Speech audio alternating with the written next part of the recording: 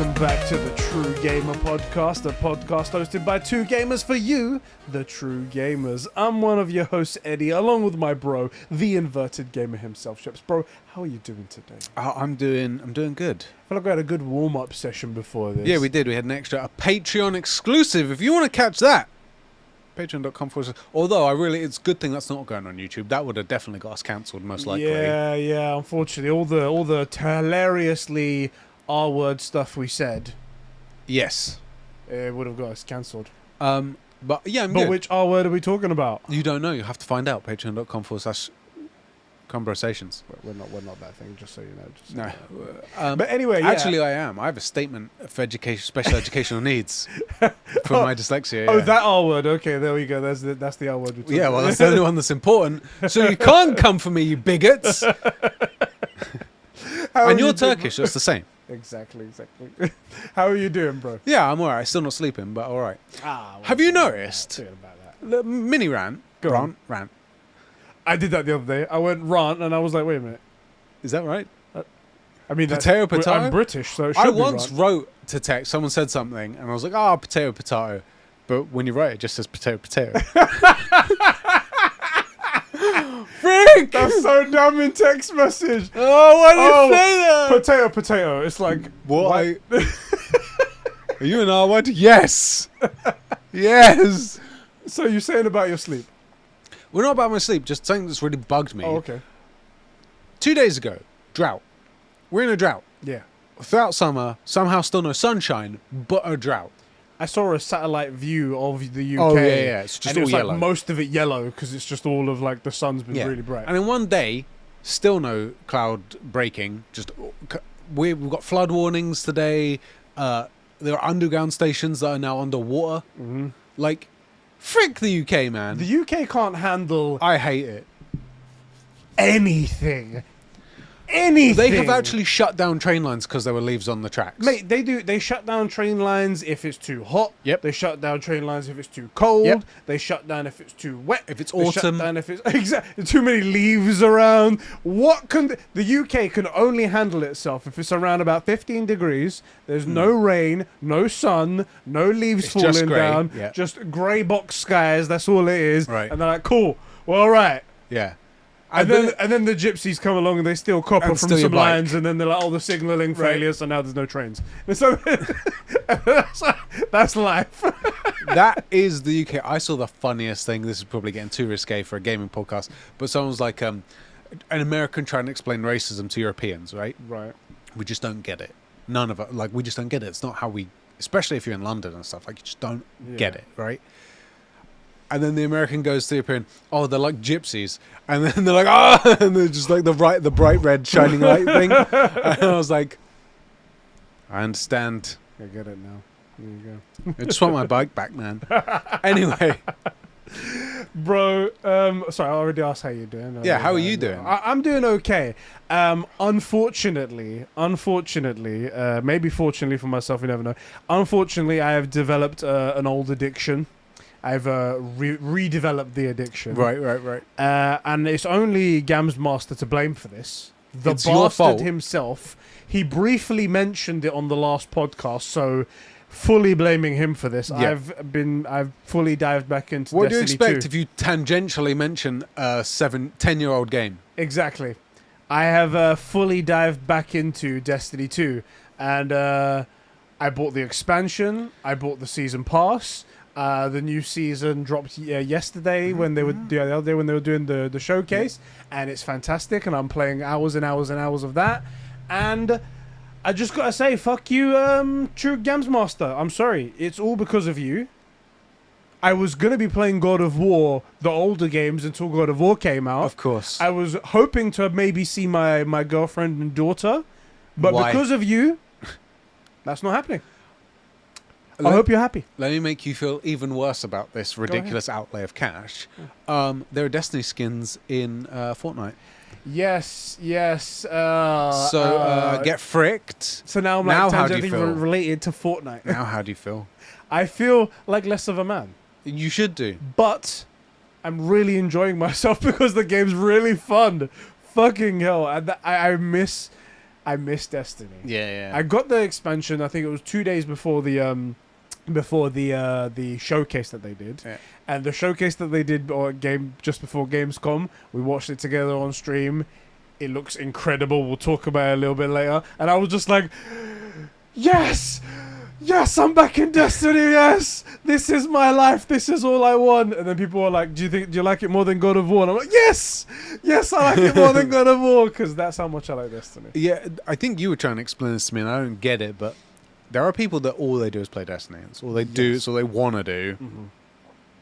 And I just think it goes to show what happens when you give a great games company the reins to make whatever they want. You go from Halos 1, 2, 3 and Reach to Destiny. And I mean, I fell off from Destiny, and I felt like Destiny 2 was a bit of a kick in the balls. Like, it was just basically a DLC. It was Overwatch 2. Nothing really changed. If you was in the community like I am, like all the way through, you can tell the points where it changed. Yeah. So when they were under Activision's rule, it was very constrained and very like, we're barely going to give you anything. We said it when Destiny launched, when first Destiny launched, was like, it seems really big, but it's like an inch deep. Yeah. And it's like, you finish the game. You know that like there's a whole warehouse that's got all this detail that clearly there's like something in there, as a boss fight or a dungeon or something. And everything was walled off into like expansions and stuff like that. And then when they left Activision, you saw this whole massive burst into like what they truly wanted to be. And where they are now, I think, is where they wanted to be. It's quite interesting. So this update's also interesting because it's their first solo expansion in a sense, isn't it? Yeah. Where they've spent 10 years in these like post-apocalyptic settings, and now they're like, I like the idea. I saw the promo stuff for it, where it's like an offshoot of humanity's been on Neptune or something. Yeah, there's like a whole world on Neptune that they apparently didn't see, and I was like, oh, okay. And did any of the enemies? They just never noticed cloud covering. It's just Space England. It's not like it was like we're Earth and we've just discovered like space travel. We can get to the moon, and that's about as far as we can get. Yeah. We can literally travel anywhere, light speed travel, all the place. Neptune. We just didn't see them on Neptune, just over there. We just didn't. Oh, we saw this side of Neptune. We just didn't see this big city over here. We were just always looking at the moon. What do you expect? Okay. But like, what's cool, I don't know if it will fit. I'll have to leave that up to Destiny nerds. But the fact that there's like, it's all clean and new, right? That's going to be a bit of a change. Yeah. And it should be cool because they get to do their design stuff, have fun with it. New powers, which I do always wonder, because a lot of times in expansions they give you new powers at the expense of the old ones. You just don't ever get access to the old stuff now. You have to get the new stuff. This is the great thing I love about Destiny, and I mentioned it on the stream. I was like, Destiny, Bungie are really good at what they're doing right now. They have brought out so many subclasses, so many supers, so many abilities, and all of them feel fucking awesome. Like, all of them have a big heft to them. Like, even the original Nova Bomb that the Warlock used to do. Yeah, that was sick. Even though I don't use that now, I use the Stormcaller where I'm fucking calling lightning from my hands like Palpatine. That was my play back in the day. Yeah. But when I'm like, back in the day when I could pull out Nova Bomb right now and still have fun, because it's like this gigantic ball of like plasma energy. It's sick. It's a spirit bomb, isn't it? Dropping it over somebody and then just landing, causing chaos. But it's just as good as the brand new ones. Is it a case of like you get to spec what you want? So you could start a Warlock, get to the end of the new expansion and be like, actually, I want to use that old thing and just pick it. I think or do they not allow you to? I think the beginning ones. That's the one thing that they messed up, and they said in their stream that they've remedied now. So they had to vault a lot of stuff, which pissed a few people off. They were like, we have to remove some stuff from the beginnings of Destiny in order to make it manageable for like patches and people to download and stuff like that. So I think some of the beginning ones aren't there anymore, but you've still got some that are like 5 years old or something like that, but just not the beginning 2013 ones. The problem with vaulting stuff, one is that you can't vault stuff if it's going to get rid of people's challenges. This is the thing. I unfortunately, because they said they've remedied it and it's going to come out in the next expansion where like they're like, no more vaulting, we've fixed the system where like we can do it now and not need to vault anything else. This is a promise, guarantee. Who knows if that's going to last, but that's what they're saying. I got on one of the missions and I was like, cool, I'm gonna do this one, and it looked similar to the emblem on it looked similar to the new season that started, and I was doing it, and it said, now take your thing to Mars and go into this enclave machine, and I'm like, where's Mars? Oh no. Mars is not fucking here anymore. What the fuck? And I was like, well, that challenge is gone. And I was like, a bit it's ridiculous. That is a bit it's shit. ridiculous. And that's what everyone was pissed off about, rightfully so. There's two major things. So vaulting stuff, especially if like mission things get vaulted, like there are always gonna be challenges and trophies that you didn't get, and no one thinks about that. They just vault stuff. They don't consider that stuff because it's also a lot of work to like remedy that to work your way around find it. a new path for it, To right? bypass the deflector shields or whatever, right? The mainframe. Right. So that's a big thing. But also, like, canonically, like, in terms of the story, because you're there for a story, right? Yeah. Why can I now no longer get to Mars? Yeah. And this is what I was saying. I hate the idea of it. But if they were to make, like, a Last of Us live service game, vaulting stuff is fairly simple in the sense that it works canonically, because you just get areas get overrun. Yeah. Where you just make it so that you could get access there, but it's impossible. It's just all clickers and bloaters and rat kings and now. right. And then like a horde of something comes in and you can no longer get to the area. At least there's a store, like it makes sense where I can no longer access this thing. Or you have like a storm come in or something, right? But just saying, oh yeah, you can't go to Mars now. It doesn't make sense. We're supposed to be able to travel at least our solar system. Why can I now no longer get here? It's weird. Yeah. Anyway, we'll Frick talk a little Bungie. bit more. What have they ever made this any good? Listen, they're owned by Sony now. We have to love them. Oh yeah, that's right. To be honest, I even loved them when they were still an Xbox property. I was never a Halo guy, not the Halo guy back in the day, you was, but since Bungie, since they started making Destiny, Destiny was my flavor from the beginning. I had my ups and downs relationships just like everyone did, but it was my flavor from the beginning, so I've loved them since Destiny. I'm so dumb. That should have been my pitch for you to play the OG Halo games, was because you can see where Destiny came from. So you see these guys that made this great thing, look at what they made before. Yeah, that's the foundation. But the problem is that now I'm just playing Destiny, so I've got no time to play anything I hate else. you so much. Thank you, GamzMaster. Yeah, I hate you, GamzMaster. Talking of people that we hate, Yes. our Super Bros over on patreon.com/Conbrosations that make this whole thing happen. Who do we have to thank? We have Diogo Dildo, Jeremy Renner, that's right, an official Avenger. Super Sus Ben Fryer. Oh god, I've just read from the middle of the list this time. Why are you the way that you are? I'm making it difficult for myself. Isak Manny, it's not even Isak Manny. Let me start again. Diogo Dildo, This is what you pay for, boys. Jeremy Renner, that's right, an official Avenger. Isak the Ultimate Cumsock, Sabine from Smallville, the Star Wars Encyclopedia, Adam Sunling, Catsper the Friendly Patron, Mikey T, the Gamer Giant, Super Sus Ben Fryer, the Filthy Thief Fanatic Joe McCormack Clark, the 53rd, My Juicy Left Nut, the super sexy producer Sean, and GamzMaster, the leader of the Empire, the fearless one, the great Lord Vader himself, step cousin, I love it. who isn't really related to anyone of importance, but likes to be involved. He changed his Twitter handle to I that. saw it. I love it. You know what? These dumb jokes that we come up with, people like them so People much just they make go it part with of their personality. Do you know who hasn't done that? Alpha hasn't changed his name to fake fan, isn't it? Fake fan. Fake fan. Fake. Talking of fake fans, Yes. all of you boys, we want to start putting up shorts. Yes. And it would be really helpful to us if you find like a clip, so, like somewhere around like 30 seconds long, just a section that you think is hilarious. If you could timestamp it for us and let us know so we can start putting up shorts, because I think it's going to help the channel a lot, I think. So we'd really appreciate your help. We're going to obviously pay attention and try and do it ourselves, but we have an extra pair of eyeballs, so I'm asking to use your balls, please. Please, we would like to use your balls. They are very nice and useful. If you guys can do what you do, I think on YouTube you can. There's actually a clip function underneath, a bit like how you do on Twitch.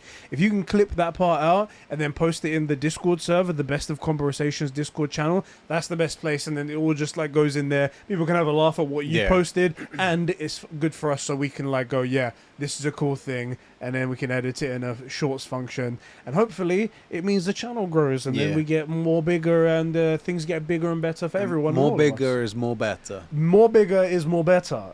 That's what my girlfriend says. It's just a shame I can't give it to her.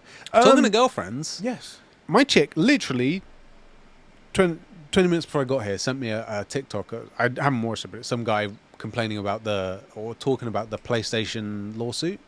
Oh yeah, which is something we're going to talk about today. She goes to me, this is 100%, I would put up a screenshot if you really want it. She goes to me, I don't know if this is true. And I'm like, yeah, they are getting sued. And she's like, well, maybe you can get some money back. No, I'm happy with all my games. Well, the thing is that we're going to talk about it in a bit, but it's interesting. It's not how people think it is, and it's not how it's being portrayed in the media, because the media portraying Sony getting sued, click me, and then you read it and it's like, okay, so it's not what you're really trying to say. They're the worst. There was a report from like whoever it is that does security stuff in America, is like DOJ or something, talking about like UFOs, right? Unidentified flying objects. Don't think spinning saucers. And the article's like, UN, US Defense confirms UFOs not man-made or something like that, right? Yeah. Which was the title, not what the article said. No. Not even close to what the article said. Unidentified confirms there's been a rise in UFOs in the last 5 years. Right. And then you go on there and it's like, yeah, they're unidentified, but they're not anything alien. Unidentified means any classified aircraft, all of those UFOs. Yeah. Anything that is not yours, that you haven't identified, is unidentified. Someone just made something in their back garden that just looks odd. Yep. Unidentified. Or it just doesn't have the paperwork. Yeah. That is unidentified. Like, for real, that is an unidentified. We could make, like, yo, aliens everywhere, bruv. in theory, a drone, I think it has to be, there is a size when it becomes like an aircraft, but a drone that was big enough and didn't have the paperwork, because it needs licensing and stuff to be an aircraft, UFO. We could actually make a UFO in your garden. And they're like, aliens, man! That's what basically the title's like, government confirms aliens. In reality, no, they were just aircraft and we didn't know who they belonged to. Yeah. You love it, don't you? I friggin' hate the media. Media and journalists, they're just so great. Bro, on today's show, we are going to be wrapping up Gamescom, all the games announcements that happened, talking about how terrible it was. Yep, always wrap up, boys. We're going to wrap up for you. Wrap up before you get into this. All of the trolls, all of the snooze fest, and all the cringe stuff that was shown off there. PSVR 2 information. Details on this Sony being sued lawsuit that people have been writing in about. And Matt Daemon making his own comments about streaming services that maybe could be related to us in gaming over here. I don't see how. It's not possible. It's not possible. Gaming is immune. Anyway, do you want to start, Blood? Let's start off with Gamescom, because I think that would be the thing that everyone wants to wrap up. I've got a Polygon article open in front of me of all of the announcements that happened over there. I'm going to rattle through some of them. Some of them are not interesting to us. Some of them are. But I feel like we're just giving them a mention and we can talk about them as we go along. So, one cool thing that got announced, a Dune game was announced. Yeah, so, I actually did see that, Have you seen the movie? So, I have a weird relationship with Dune. Okay. I haven't seen the new one, but I heard it's really, really good. I've seen the old one, which is god-awful, and I love it. Yeah. I've been meaning to read that book for like 15 years and never got around to it, and I hear those are incredible. So I have this bizarre relationship. I'm a fan of Dune, and I haven't consumed most of the media. That's so weird. I know. That is so strange. But I heard the new movie's really good. Okay, all right. Can I do one thing, actually? Can we rewind that? Rewind it as if you never said it. Okay. Gamescom happened. Yeah. The large consensus of it is that it wasn't very good. Yeah. Most of the people were very kind of upset because we get ourselves excited. We like these big events. We've always liked big events. We've had really good ones in the past from various publishers all over the world. And ever since COVID has happened, it's kind of like thrown everything out of whack, I should say, and nothing feels like it used to back in the day. On that note, frickin' Wames, tweeted out about that. And I basically said along these lines, which was that what I feel has changed is that they're just straight up marketing to you now. Yeah. And yes, those old events were marketing, but the reason it worked was it wasn't just marketing to you. It was a celebration of the developers, of the games that had been made, of the journey that had been undertaken, of the progress that had been made, and of the fan base. And now it's like, here, buy this. This is the problem. What it is that what we had E3, we had these big publishers like PlayStation and Microsoft and Nintendo, and their job was to market games that they think you'll be interested in, genuinely interested in. Yeah. And they didn't have to make tons of money from that show because they were going to be making money from the sales of the games of the things they were showing there. When COVID happened and everyone realized that they can make their own shows and everything over there, what happened was Jeff Keighley saw a gap in the market and he thought, I can make my own show here. Yeah. However, he's not a publisher. He's not a platform holder. He's just a guy trying to make a show. And unfortunately, when you're a guy trying to make a show, you have to make money some other way. So then you get filled with games that people aren't really interested in, but the guy's going to pay you a check, so let's stick it in there. Right. Adverts like Red Bull every 5 seconds, even though who gives a fuck, man? This is a gaming show. Go away. Talking about the ESA, the European Space Agency. Where it's like, cool, we see some space. Very cool, but you're targeting the wrong nerds. Exactly, we're gaming nerds here and stuff like that. Showing us a bunch of PC games that are like point and click, sort of like very heavy mouse and keyboard stuff. Again, all gamers still, but this isn't the show that they're really going to be listening to. Yeah. And the people that are likely listening is probably like maybe like 0.5% of the people that are watching, but you're there just because they're giving you a check. So it waters down the quality of it. And unfortunately, that's all because all these other guys have realized they can make their own shows, and E3 has largely died, and now we just have this watered down crap, and it's not so great. Yep. What can we say? There was a lot of stupidity though. Did you happen to see some of the awards that were given away? No. So they had this gorgeous Turkish-German girl that came on, Melek. You're beautiful. Thank you very much. She came on and she was giving out awards for the most anticipated Xbox game and the most anticipated PlayStation game. And neither of them were PlayStation or Xbox games. Amazing. And I was like... and someone made the joke on Twitter. They were like, Gamescom forgot about God of War Ragnarok because that didn't win the award for the most awaited PlayStation game. The same way that Cory Borlog has never heard of God of War Ragnarok. They were like, God of War Ragnarok, never heard of it. Never heard of it. Yeah, I don't understand what happened. This is the reason I don't tune into these things anymore. And it's 2 hours long as well. Like it's a big show. Yeah, it's not a 20-minute. Oh, that was funny. Let's see if we can make some content out of it. It was 2 hours of just. I could make you an edited version of that show that maybe you would be interested in. 45 minutes. The rest of it just so much fluff, and there was a massive overarching theme of games this year. It was all like space or sand. Right. And this part What about talking jewelry? Oh, well, there is that. Freaking... oh my god, next I'll be doing magic. Oh, so great. I kind of feel bad for the game developers in that portion, though, because you kind of have to predict what the trend is going to be 4 years out. Yeah, it's not easy. Yeah, because, like, okay, it's like, right now there are not many space games. We have a space game idea. 4 years later, everyone had the same idea. Right. No, everyone had the same idea, so it's unfortunate. But yeah, that happened there. So yeah, let's talk about the actual games then. Yeah. You said you've had a weird relationship with Dune, you said. Yeah.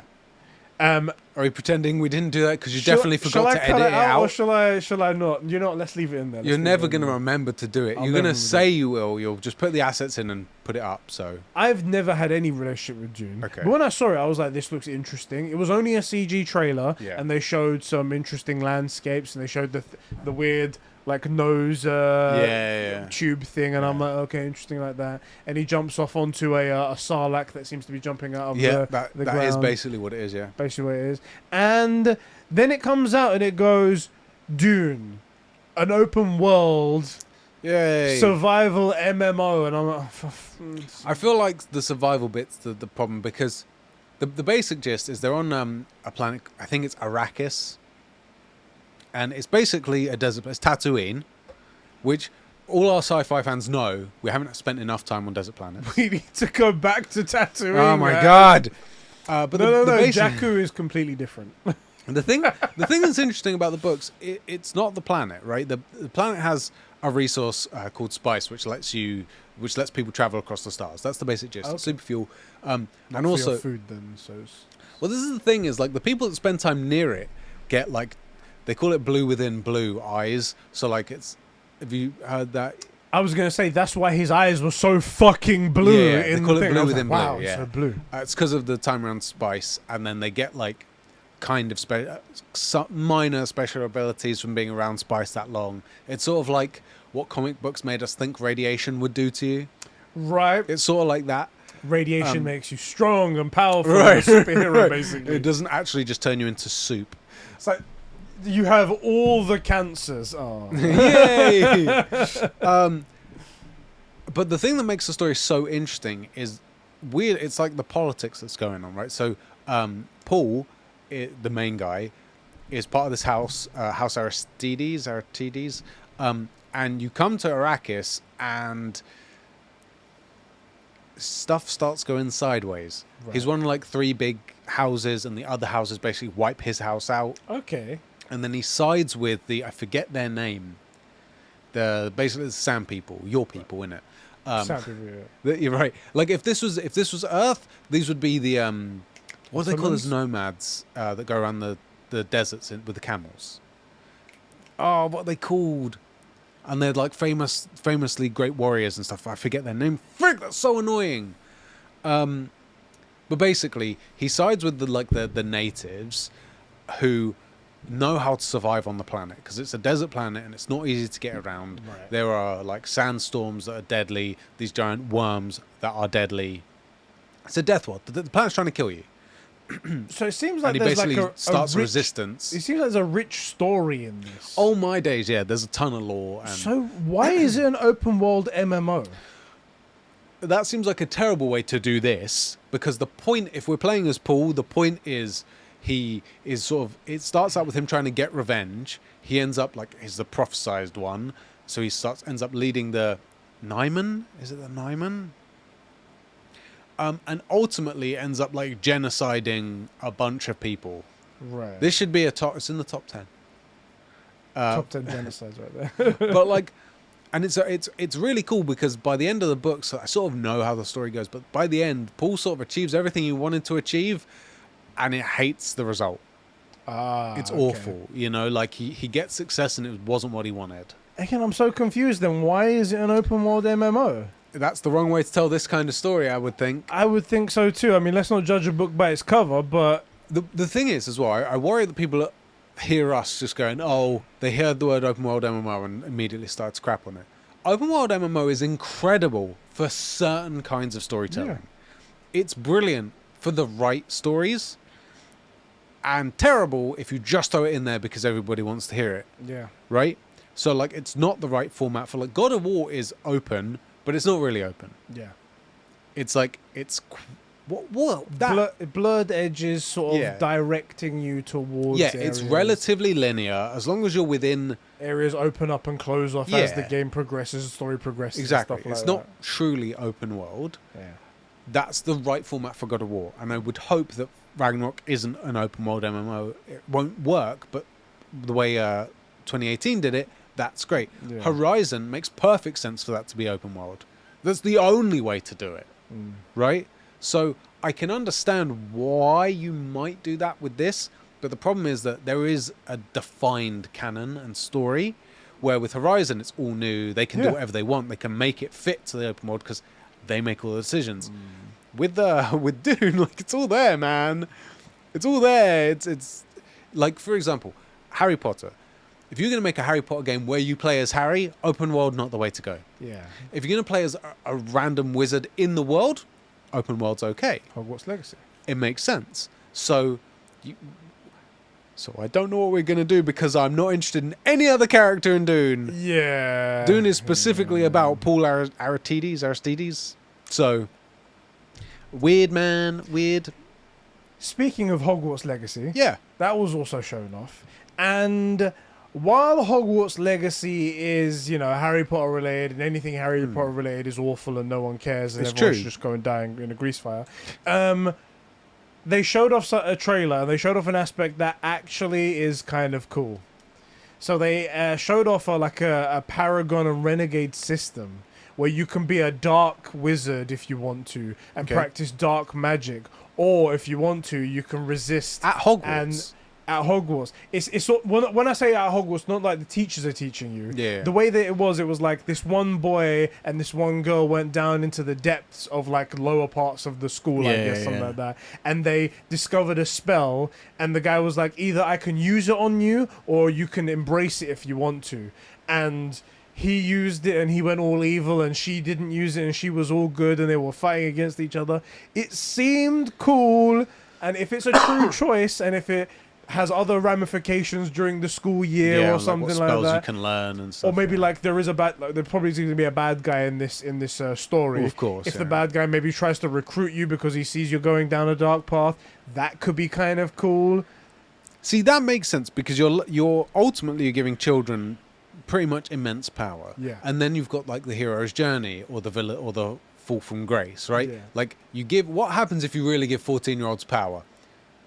Well, I'll Shit. tell you, have you ever been in a class with a supply teacher? Right? Yeah. So that is really interesting. It does seem And interesting. especially with the amount that they can do with Hogwarts. Because Hogwarts, being what it is, you can just give it unlimited rooms to do stuff. You can give it like the room with dark magic and the room with hidden secrets, and you can give it a bunch of like hidden pathways and animals that live there and all sorts of shit, right?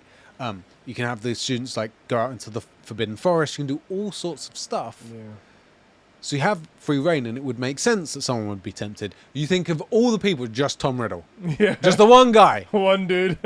So I like to see that they're doing that. It seems interesting, right? There was something kind of iffy though about this. So after the event, they announced, they were like, "Oh yeah, we're gonna have a collector's edition if you want to buy it as well." Yeah. And they gave a 24-hour countdown for that. It So comes with a twig. 24-hour later, yeah. They Yeah. basically it's a levitating twig. So they've got this book that's powered by electricity, and Yeah. it's got like one of those like levitating little magnets. It's only like a half an inch off of the book, but Yeah. it does levitate. And yeah, it's and it comes with a steel book and stuff like that. $300. Personally, pass. And also, I think this would be a great way. Let's say you were to like break up with your missus, go back into like dating. Yeah. Did you buy the collector's edition for Hogwarts Legacy? Oh, yes, I did. Thanks very much. You can pay for dinner. I'm out. You know? I tweeted this out. I was like, "You guys are gonna pay $300 to guard your virginity." Add to Right. cart. Do you actually want it? I don't want Okay. it. But I was playing on the bit that I'm obviously a Potterhead, and obviously I love my Right, collector's right, editions. right. So I was like, add to cart. I won't buy this myself. This one is one that I don't ever see myself regretting not getting. Yeah, this You is know? the thing. I'd have to. I'm trying to imagine myself from the perspective of an absolute loser who's Right. into Harry Potter. Right. Because I'm absolutely into God of War, and I guarantee you, if they had come out and they said £300 for the Jotnar edition, which it was basically close to $250, I think it Yeah. was, I would have done it. Because I'm simp for that. I'll tell you, if they'd said 500, but it came with a Leviathan axe, I would have got it. Sold. I'm like, I don't care if it comes with a digital code only. Right. Right. Sophie, by the way, messaged me straight away afterwards. She was like, "Oh, look, it comes with the physical game in the box." It's like, motherfucker. It's like, Wrecked. Why you gotta do me like that? Like, we both know it's true, but you didn't have to come out and say it. Sophie's actually pretty hilarious. She's damn hilarious. She's replaying God of War on her PS5. I saw that, yeah. And noticing the little things that you get with like the Dualsense. She's like, "Is this the first time I've noticed the colors change with the different realms?" Anyway.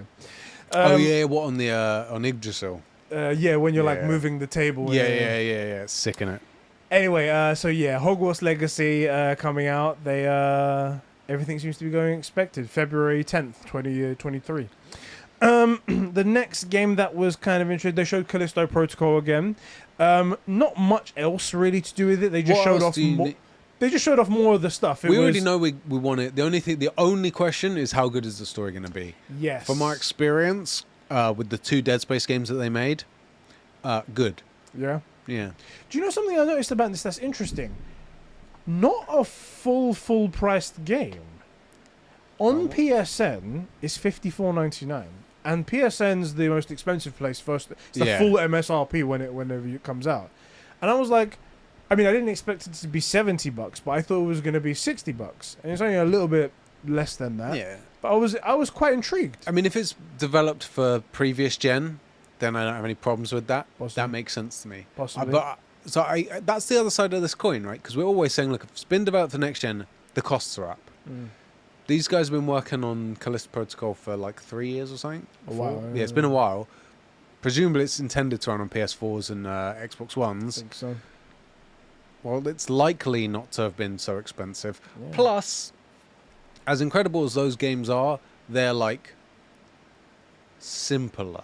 No, they're not difficult to build or anything, but they're not so intensive for like these incredible one-shot takes and all sorts of stuff. So I'm still super hyped for it. They showed this cool gameplay this cool mechanic, I should say, where if you're shooting an enemy that's almost like quite heavily mutated and you shoot off his head, let's say, he can still come at you. And if you don't, and then afterwards some mutations begin to happen to sort of replace those parts. Right. So he had tentacles growing out of his head. If you don't shoot the tentacles fast enough, then he grows back body parts. So like if you shoot off an arm, tentacles come out. If you don't shoot that, then the arm grows back and essentially is at full health again, and then you need to combat that somehow. Yeah. It showed a really cool like gravity glove where you pulled them forward and then you could throw them into like a mincer that's on the wall somewhere. We had that in Dead Space as well, yeah. Fantastic stuff.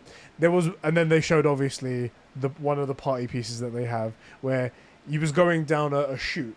And it's full of water, so he's like trying to dodge things as he's going down, flying around. Then he gets to this one part where there's like fans almost, and it gets through one of them. The second one he doesn't get through, plastered to the ceiling. Oh, it just gets cut in half, and you're like, oh!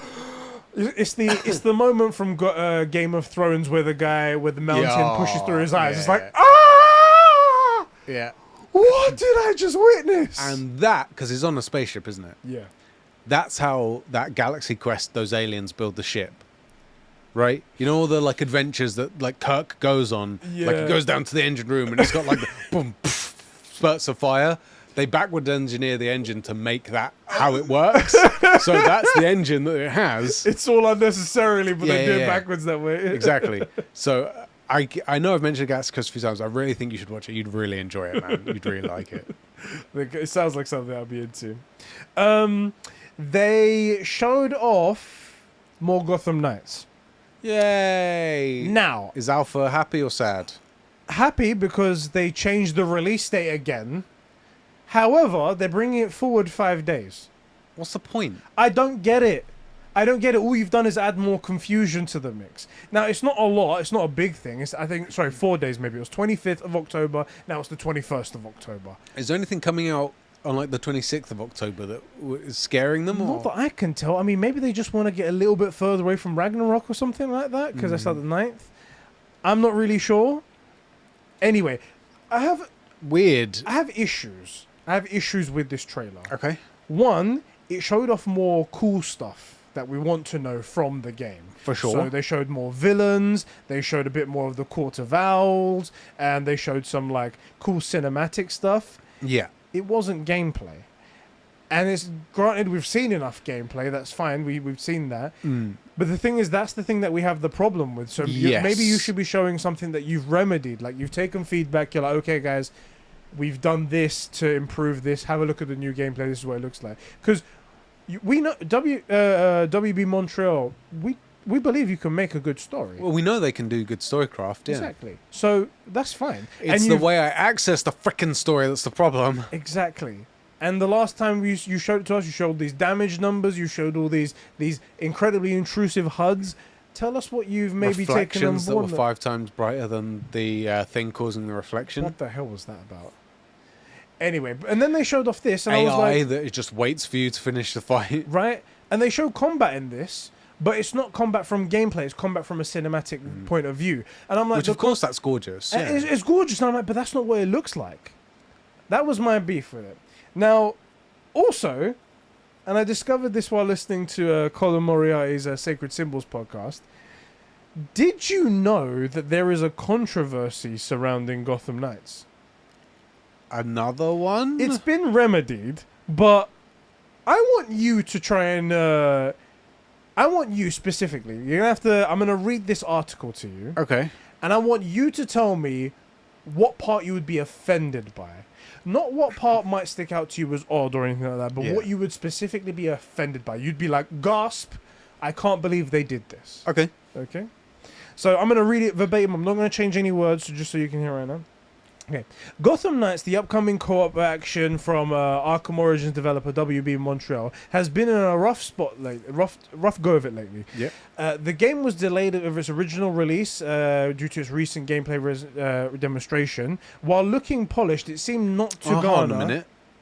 Did it look polished? It didn't look super polished to me. I remember seeing footage where we were comparing it to Spider-Man PS2, Exactly. so I'm already a bit offended, but please continue. It seemed not to garner a lot of genuine excitement from fans of Rocksteady Arkham games. This apathy was compounded and by befuddlement when Barbara Gordon's biography from the game made it online on social media and got hit with a lot of questions. And I'm going to read that out to you right now. So it says... Few people can match Barbara Gordon in terms of raw willpower and determination. Barbara has always been a person of action. In her mind, backing down is never an option. Having one of Gotham City's well-known police commissioners as a father has had a massive impact on her. Jim Gordon gave his life for Gotham, and now she wants to make sure it wasn't in vain.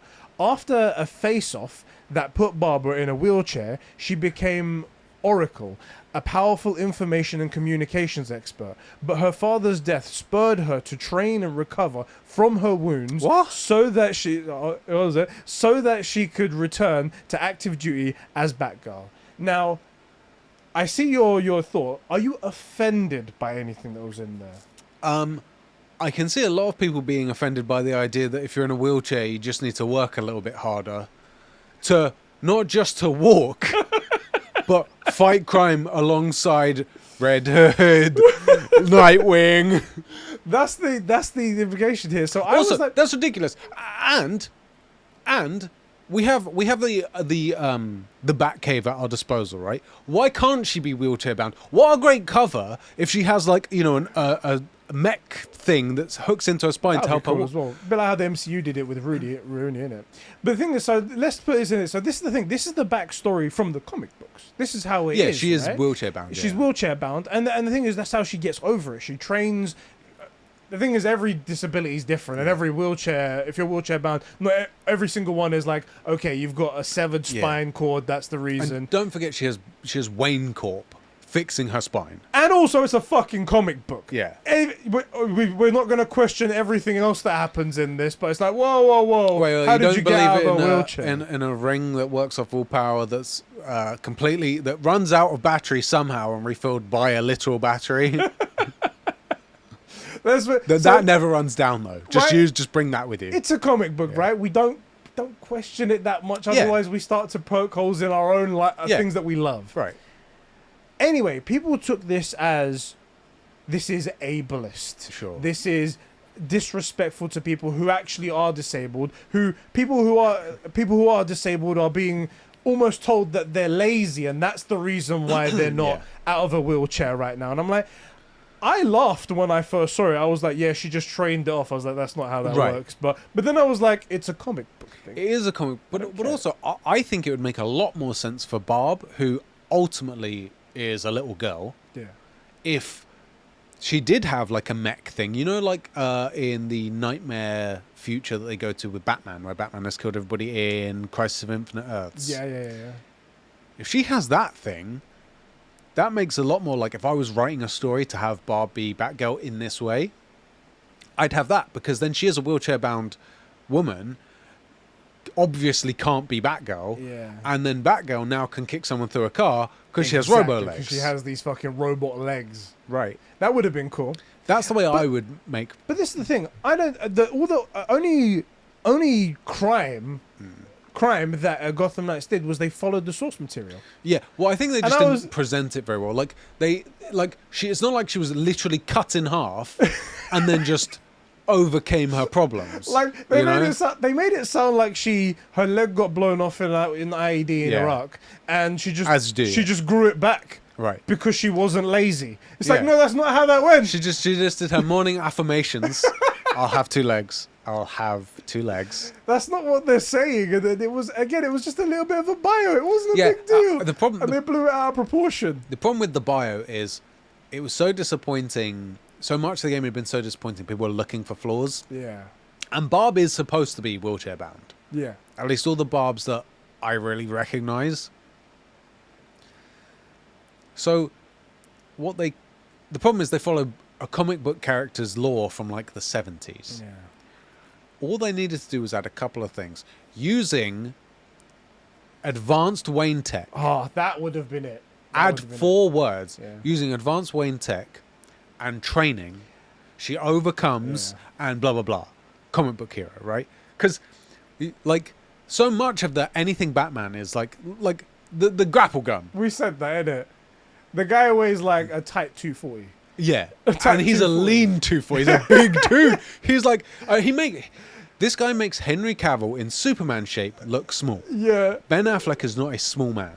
And he's using a grapple gun that pulls that full 240 like it's nothing in a second. It's nothing. And his shoulder just like he's a leaf on the end of an elastic band, isn't it? Like. There has to be suspension of disbelief. I just think it was worded poorly. Yeah. I think that same bio, but if everybody's like, man, this game looks amazing, they'd be like, yeah, sweet. This is the thing. I feel like there were just some people looking to be offended by something. I love me some Barb Gordon, but like, people are looking to be offended. This wasn't a hill to die on. It wasn't a hill to die on. I do feel the wording was a little bit, she like overcomes it, like, bruv. You said she was wheelchair bound. No, the thing is, they say she's wheelchair bound, don't they? Yeah, I think They say those words specifically, right? Yeah, they do. Because wheelchair bound and in a wheelchair are very different things. You know, like if an injury puts you in a wheelchair, like you break a leg and be put in a wheelchair. Yeah. But if you're wheelchair bound, that's like, yeah, this is a permanent issue. Bottom line, here at Conbrosations, we believe everyone who is disabled, you just need to work harder, you lazy right. fuckers. What would what's that guy's name? Andrew Tate. What would he say? What would he say? just work harder and be a top G. I was gonna say they did the same thing with in the Dark Knight trilogy. Yeah, he fucking broke his spine, and he just worked harder and got through it. His rehab was a back alley doctor gave him cracked his back on a rope, and then he did some push-ups. And he's full Batman again. Right, after like 6 months of terrible nutrition. You know? No medicine. Just straight back in. Just in time to get back for the nuclear bomb to go off. Look, in comic books, what doesn't kill you makes you stronger. In reality, what doesn't kill you really badly hurts you. Really badly hurts you. It's like radiation poisoning. It didn't kill you. So what you're saying is that I'm immortal. No. Yeah. Mr. Burns. Even a slight breeze. You know? Like, but it's a comic book. See, this kind of goes to my idea that it's more recently that people have become a bit stupid and taking things far too far and going out of really beyond the point of reason. They forget that there has to be suspension of disbelief. Yeah. Batman versus Superman, right? Yeah. Give him the Iron Man suit and all of that. If I was Superman and wanted to have bat soup, I would heat up the bowl that it comes in. You know, like We understand this, right? The way Batman kills Superman is not in a stand-up fight. No. Ever. That's not how you do it. It's like, you know what? I'm gonna kill Superman with my fists. Whoa! Pardon me? Man of Steel. How do you think that was gonna work out? Man of Steel. And It's then when not all Man the of other Clay. Kryptonians come, I'm gonna do the same thing. You know, You're not the smartest Batman, are you? I'm not so sure. Anyway, yeah. So that was Gotham Knights. They changed the release date a couple of days earlier. Still question marks all over the place. I I'm actually worried. want it to be good. I want it to be Guardians of the Galaxy where we just wrote it off from some bad stuff that we saw and then it comes out and we were totally wrong. On the other hand, if that is true, Alpha won't shut the frick up. So Yes. like it's swings and roundabouts, isn't it? But I would like it to be good. More good games is more better for us. Exactly. But big buts. Big butts. And that means I cannot lie. Man, I kind of don't want. Anyway, the next game, Yeah. Lies of P, which the logo. If you type in Lies of P, go look at that logo. Tell me what you see. Just what your initial mind sees when you put it in. Do you that's see weird. Life of Pi when you look at it? Yeah. My something about the way that it's positioned, the P being red and attracting your eyes, and the Well, also the P IES. kind of a lot of these letters kind of look like Fs, so it looks like Yeah. life of Yeah. yeah. So for some reason, whenever I look at it, I'm like, God damn it, this is Yeah. Lies of P. Anyway, it's a. This is the Pinocchio game, isn't it? It's apparently inspired by Pinocchio, although Okay.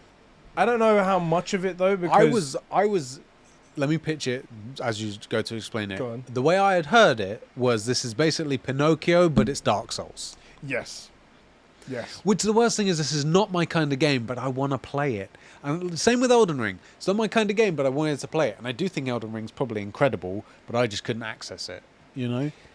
this does seem really cool. I have to say, I looked at it and he's got like a mechanical arm on one Yeah. side that's very utilitarian. I'm a real It's got boy. all kinds of uses for it. It like pops out guns. It pops out weapons. I You're know why fighting this game looks so good. all kinds of things. What is it? The Victorian setting.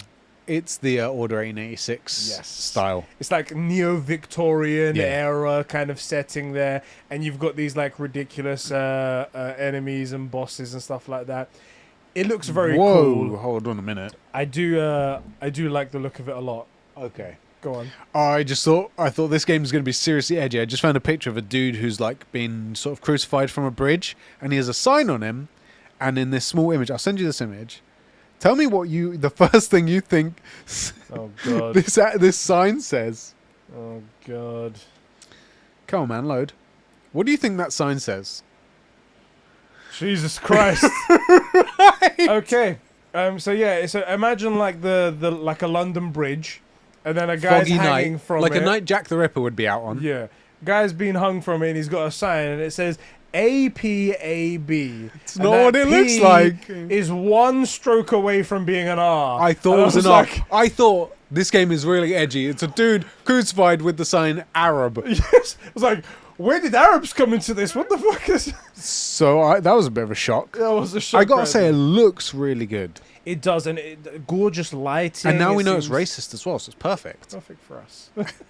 So ridiculous. No, but this game did. I think this game actually stole the show. It was. I haven't seen the game, but I'm going to look at it now. You should check out the gameplay. It was leaked out by that snitch guy. Yeah. About 24 hours before the show went live. I really like the look of it. I'm digging it. It's very much like Victorian era Bloodborne. Yeah. And I'm like all about that shit. It looks so cool. I'm sure a lot of people in the chat as well are going to be very excited about that. Talking of things that sort of have stolen the show, but for the wrong reason, Saints Row. Yeah. Now, not really relevant to this, but it's new and has come out recently. We're going to be talking about that in a later segment. Okay. Hold on to that. Hold on to that. The next game they showed off Goat Simulator 3. I love Goat Simulator purely for the fact that it embraced the wackiness of it. Did you know there was no Goat Simulator 2? Perfect. They just went Goat Simulator. Goat Simulator. I was 3. thinking, I didn't know there was a 2. It Yeah. just didn't come out. That's good. It's good stuff. It's just how wacky it is. Oh, I just got an ad for The Last of Us. Oh, Oh, I think on the 29th the preload starts, which is just so good. Yeah, boy. Um, Goat Simulator looks like fun. It's always going to be good, isn't it? high Those on games. Sorry, bro. Go on. Well, I was going to say those simulator games like Farming Simulator. There was a lawn care simulator one. I forget the name of that one. Like, they're just hilarious. Yeah. They're just fun. You know? They tap into that part of your brain. You're like, oh, this is nice. This is good. Yeah, I could go for mowing a lawn, but I don't have to have my hay fever medication, you know? This Life of P looks really good. Really good, bro. Lies of P. That's what I said. Life of Pi. The next game, High on Life. This is the one made by the creators of Rick and Morty with the guns that talk and stuff like that. I hate it. So, look, I know that, like, there's two camps, and it's like, Rick and Morty is the funniest thing ever. Never stop talking about Rick and Morty. Or, like, everybody likes Rick and Morty stupid. It's stupid. Just like Family Guy, but that chicken fight cracks me up every time. You know? Like, Rick and Morty it's just hilarious. Side note-ish tangent for any Community fans. Dan Harmonson talks to the movie. Have you watched Community? No. So in Community, there was this running joke that it would go 6 seasons and a movie. And they did eventually get a 6th season made. There was a lot of hassle. And everybody was like, well, we need a movie. And it's been like 5 or 10 years. And now he's in talks to do the movie. 6 seasons and a movie! The joke is complete. Yeah. So Dan Harmon worked with, I forget the other guy's name, to make Rick and Morty, which is why that reminded me. That game could be Justin Roiland. That's the guy that does the silly voices and the silly animation. I'm a little bit concerned that just on his own, it's just cracked out. It's too cracked out, and there's no like sense. Like, jokes are funny in context. Out of context, jokes aren't funny. And I worry that he would just be the out of context crazy. The reason Rick and Morty is fun is because those jokes are within the context of an adventure, right? I get a feeling of that as well. I get a feeling that it might go too far. Yeah. I feel like there'd be too much of it, like too saturated. I'm a splurble gun. All you have to do is press my trigger, ooh, and I shoot splurbles. Oh, I'm going to splurb. Yeah, you know, that kind of thing. I feel like it might, but I from what they showed us a boss fight between a 9 Torg, whatever the fuck that is. Well, of course, yeah. And it looked interesting. Life of P looks good. They showed another Lies of Pi. Lies of P. I just saw an upgrade. They got a harpoon gun. Sorry, I know you're talking about this, but I'm watching this thing. And it looks really good. It looks really good. The guys in chat are going to be appreciative. It's a very good game. I'm really excited for this. This is one of those games that's been mentioned. It's coming to I think it's actually an Xbox exclusive. It's coming to Xbox. There's no such Game thing. Pass, yeah. But I think it's exclusive to PC and Xbox, December 13th. It looks fucking crazy. Yeah. We'll see how much of a crack journey it will be. I think it'll be a lot. I suspect, unless you're microdosing acid, you won't be able to get it. Yeah. Another game they showed, Lords of Fallen. I think this is going to be like a Souls game as well, although they didn't show too much of it. It looked very cool. It was that like old knights in armor sort of setting, and then they had like fantastical beasts that fight them. He has like a lantern that destroys enemies and then also brings him back to life. It looked quite cool. There was like dragons and things in it. It looked very, very cool. I like the art and I dig the styling and stuff. My concern personally is that these like Souls-like, roguelike games are just going to become the new thing and oversaturate because of the success of Elden Ring. Yes, that's what I was saying when I was watching. I think Elden Ring was successful because it was Elden Ring, not because of the kind of game that it was, if that makes sense. I think that Life of Pi is going to be good because of the game that it is. That's what I said. So I'm not saying these games like Lords of Fallen wouldn't be good, but I would worry that game devs are this is going to be the new open world. Yeah. You know, they're going, open world, fully open world MMO. That is definitely what is going to happen, unfortunately. We're going to get oversaturated with the Bloodborne style of things. Yeah. But I wish they would realize, I wish they would see that Elden Ring was an anomaly. oh yeah, there's been 7 games that they've made or something before this, and Right. none of them pop like that. And none of them pop like this. None of them pop like Right. this. And yeah, we'll see. Oh, sorry about my neck, guys. We then got we got a bunch of games that again like are not like interesting to us. There's a bunch of like RTS games that again only really for like PC people, but they're only Chess nerds. they were only put in there purely to pay for the event. Right. They were just so Jeff Keighley could take a check. Well, also because most of those games show you amazing CG trailers, and then the game that you get is like, yes, me lord, I'll go cut down some trees now. Tunk, tunk, Exactly. tunk. 5 lumber. Yes, me lord, I'll go wash the things. And the Gets thing water. is, they can be fun. They can be fun, but they're for a specific crowd. I Yeah. love me and my Age of Empires. Yes, you love do, me yeah. Age of Empires. But that's not the crowd that's watching this show right here. And, Agreed. Sonic Frontiers was shown off for the first time. James probably dehydrated himself. Dehydrated himself. 3 things I want to say about this. Okay. One, it showed some moments where it was on rails and it was like running through like tracks and bits that looked like the old video games. Yeah. And it looked fantastic. Yeah. As soon as it went open world though, it looked like it lost every single moment of flavor. Yeah. It was like, okay, now what am I running around in a circle? It was like a boss and he was just running around him and I was like, this doesn't look fun. This doesn't look like what Sonic is all about. And therefore, I sort of ended up feeling, I was like, I don't think this is any good. Yeah, I feel you. I don't think I this is gonna be understand. any good. And then it made the crucial mistake of giving us the release date. November 8th, 2022. The day before God of War Ragnarok. Horizon couldn't compete with Elden Ring. Horizon Forbidden West, an incredible game, Yeah. couldn't compete with Elden Ring. Sonic Just saying. Frontiers has no hope. Just saying. Oh boy. I swear to God, if Wames does that and he's like, "Oh yeah, I'm playing Sonic thing," like, no, you're not. Play God of War. No, I will once I finish Sonic. You're an idiot. He's going to just Just push to his wind us Sonic up. agenda as far as he can. Agenda. That's it. For some reason, we got a Mini and Pokemon car collaboration shown off on stage. Yeah. What was that about? I was like, none of the people here are interested in your Mini. Yeah. Half these people can't drive. Right? They might be interested in Pokemon, but what has that got to do with the car? If you look at the video, I'll send you the clip just here. Let me copy. Also, why a Mini? I don't want to drive a Mini. Yeah, Mini, especially this one. It looked kind of ugly. If you have a look at this video, the dashboard. So it's got a screen in the middle of the dashboard, right?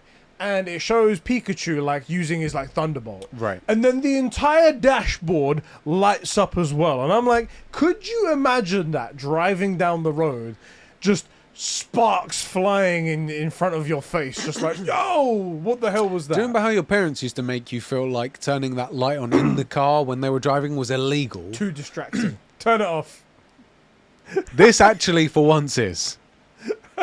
I'm imagining like you hit the indicator stalk and then Pikachu starts firing lightning bolts over one side, just like Anyway, I didn't understand it as well because they're like, thank you for having us at Gamescom, Jeff.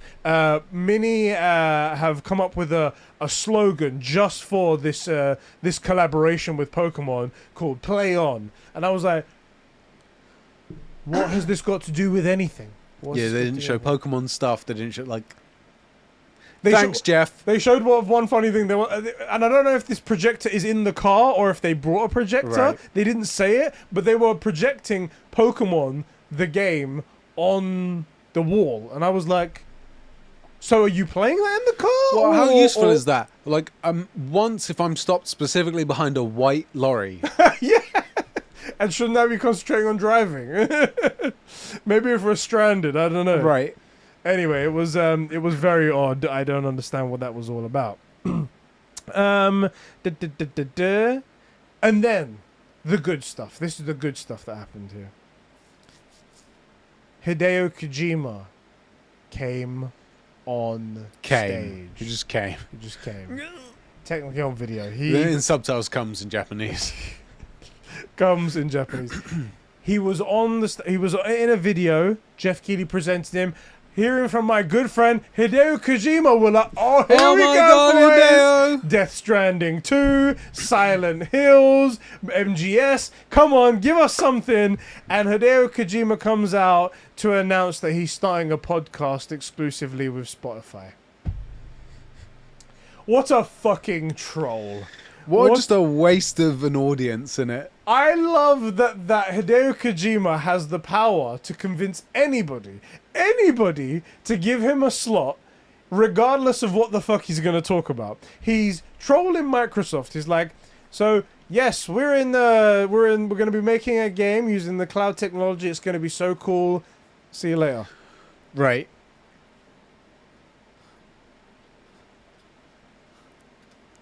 There was one time where he for PlayStation, he came on and he was talking about the state of the world. And he was talking about the world and making video games in a world post 9/11. And I was like, whoa, you really talking about 9/11 on stage? All right, this is interesting. And then again, he doesn't show anything.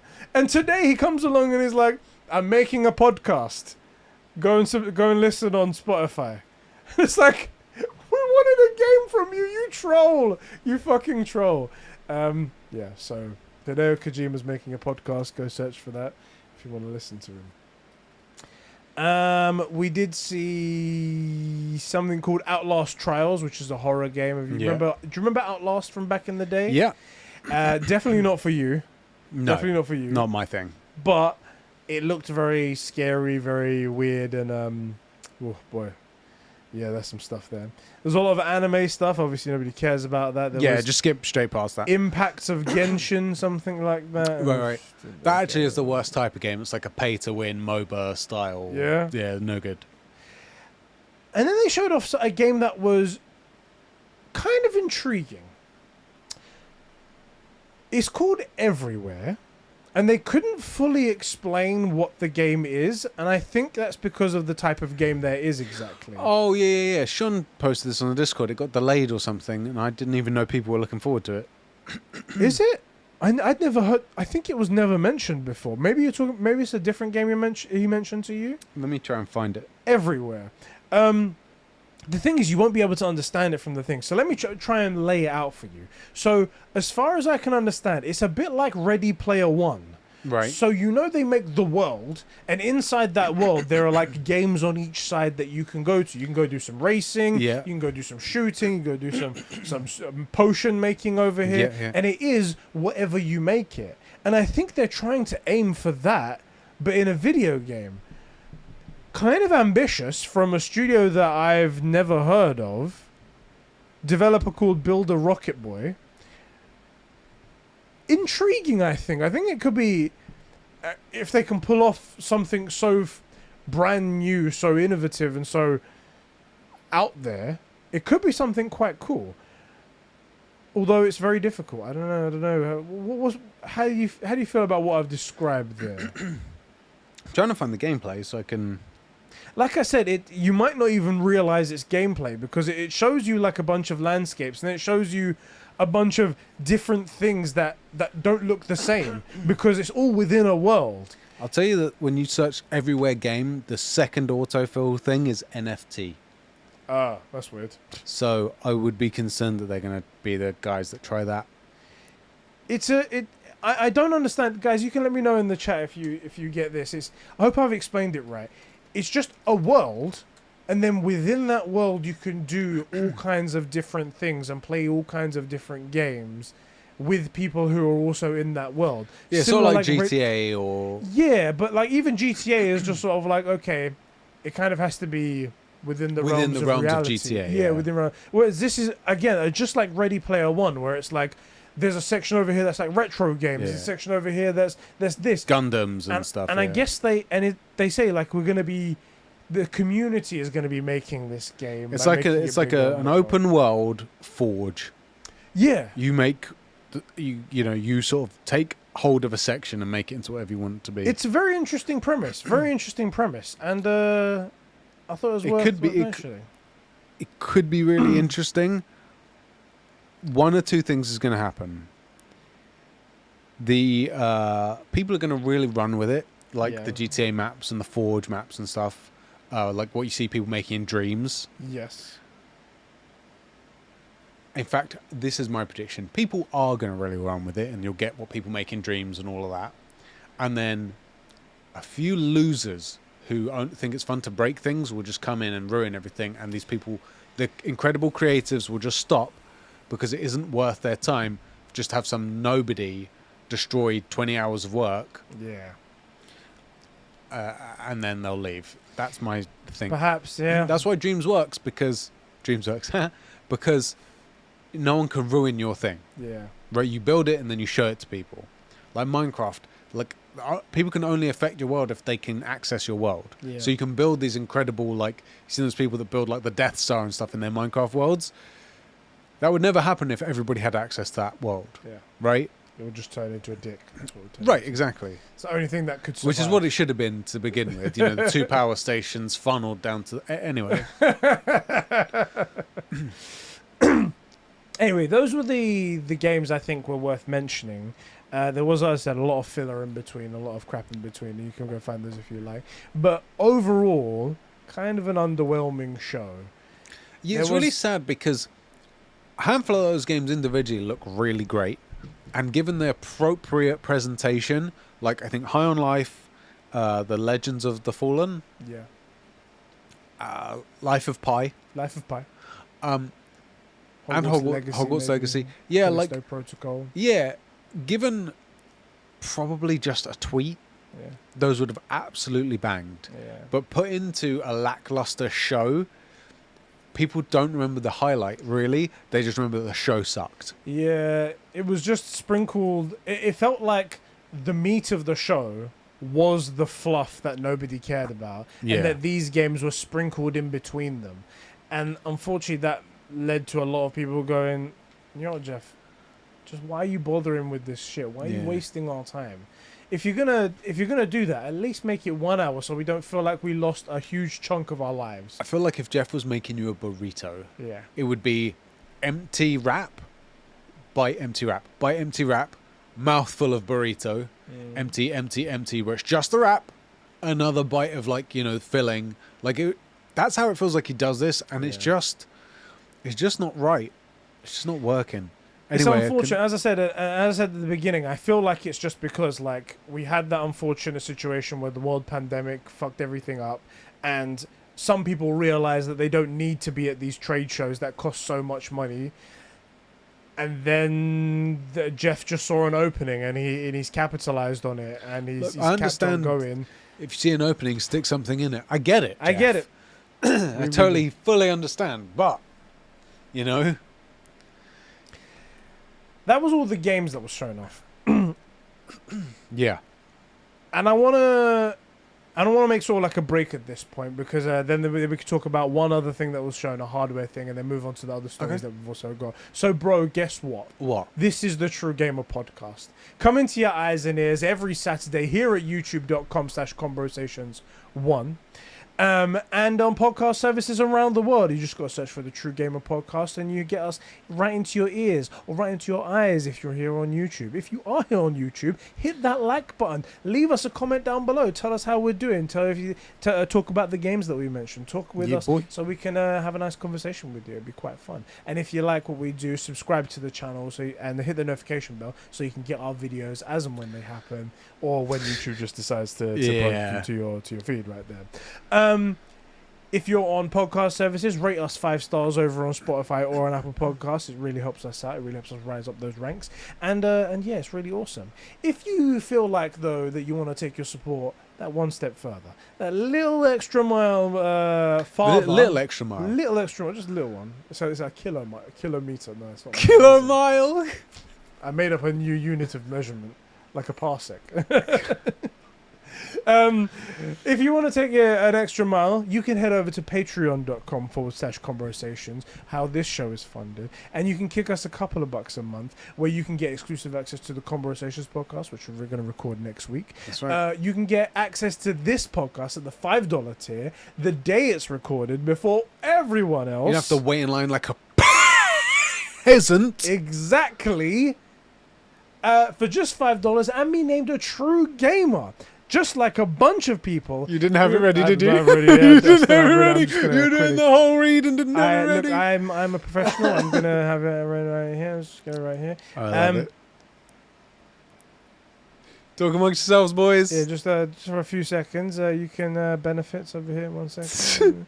Then go into the True Gamer. So if you were wondering, the Conbrosations podcast are no holds barred. We'll talk about literally everything and anything. As little as $1 a month. $1 a month, you get exclusive access. Exclusive access. And if you do want to become a true gamer, you get your name read out like these great people.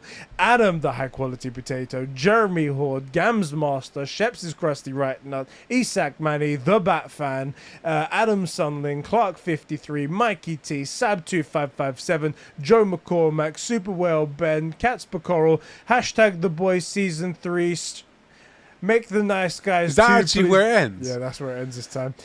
Please, for the love of holy fuck, Hollywood, Gerald Tucker, Fishy, The Jackal, Max H, Sam Mason, and Cobra SS. Thank you guys so much for keeping the lights and mics on the gaming going here at Conbrosations. Much love, gamers. However, guys, if you don't want to kick us any bucks, totally fine. We understand. No harsh feelings. We totally understand. It's your money. You get to do whatever you like with it. It's true. But if you do like our stuff, please like the video, comment down below with an engaging comment. It helps us out in all other kinds of ways. And yeah, that's really good right there. Oh my days. That froggo in your That's throat right. is all in there.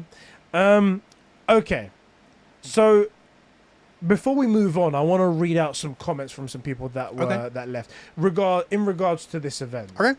So I asked people, how did you guys feel? Was there anything that you guys particularly found interesting? Did you want to read more? Do you want us to talk about it?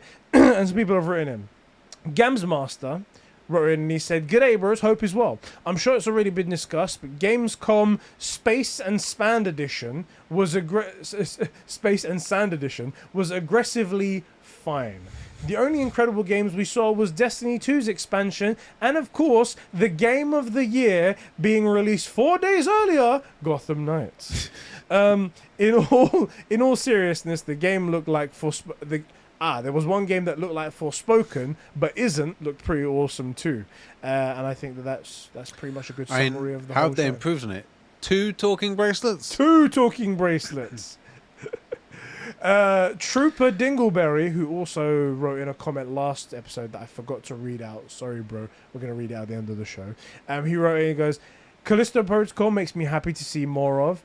I love a refreshing genre game and honestly feel like the horror in a AAA market is really not super used, and I love to see a vast variety of games releasing, and it really seems like they pushed a bit of the psychological horror, which is right up my alley. Game looks absolutely fantastic and I can't wait. First half of 2022 has been incredible for games, and the second half seems even more stacked. What a year for gaming. Finally someone who understood. Gaming, yeah. Last episode, people were like, 2022's been shit, so man. quiet, yeah, with Elden Ring, Horizon Forbidden West, Terrible, awful. No. The Last of Us 1 remake, God of War Ragnarok. 2022's awful for gaming. Right.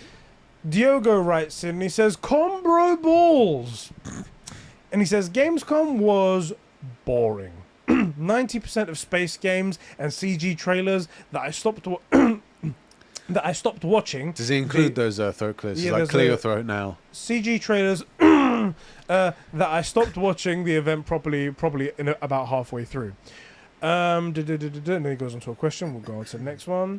BS Bro 3 says Gamescom opening was just a bit shit, really. Opening night live, he means, was just a bit shit, really, if I'm honest.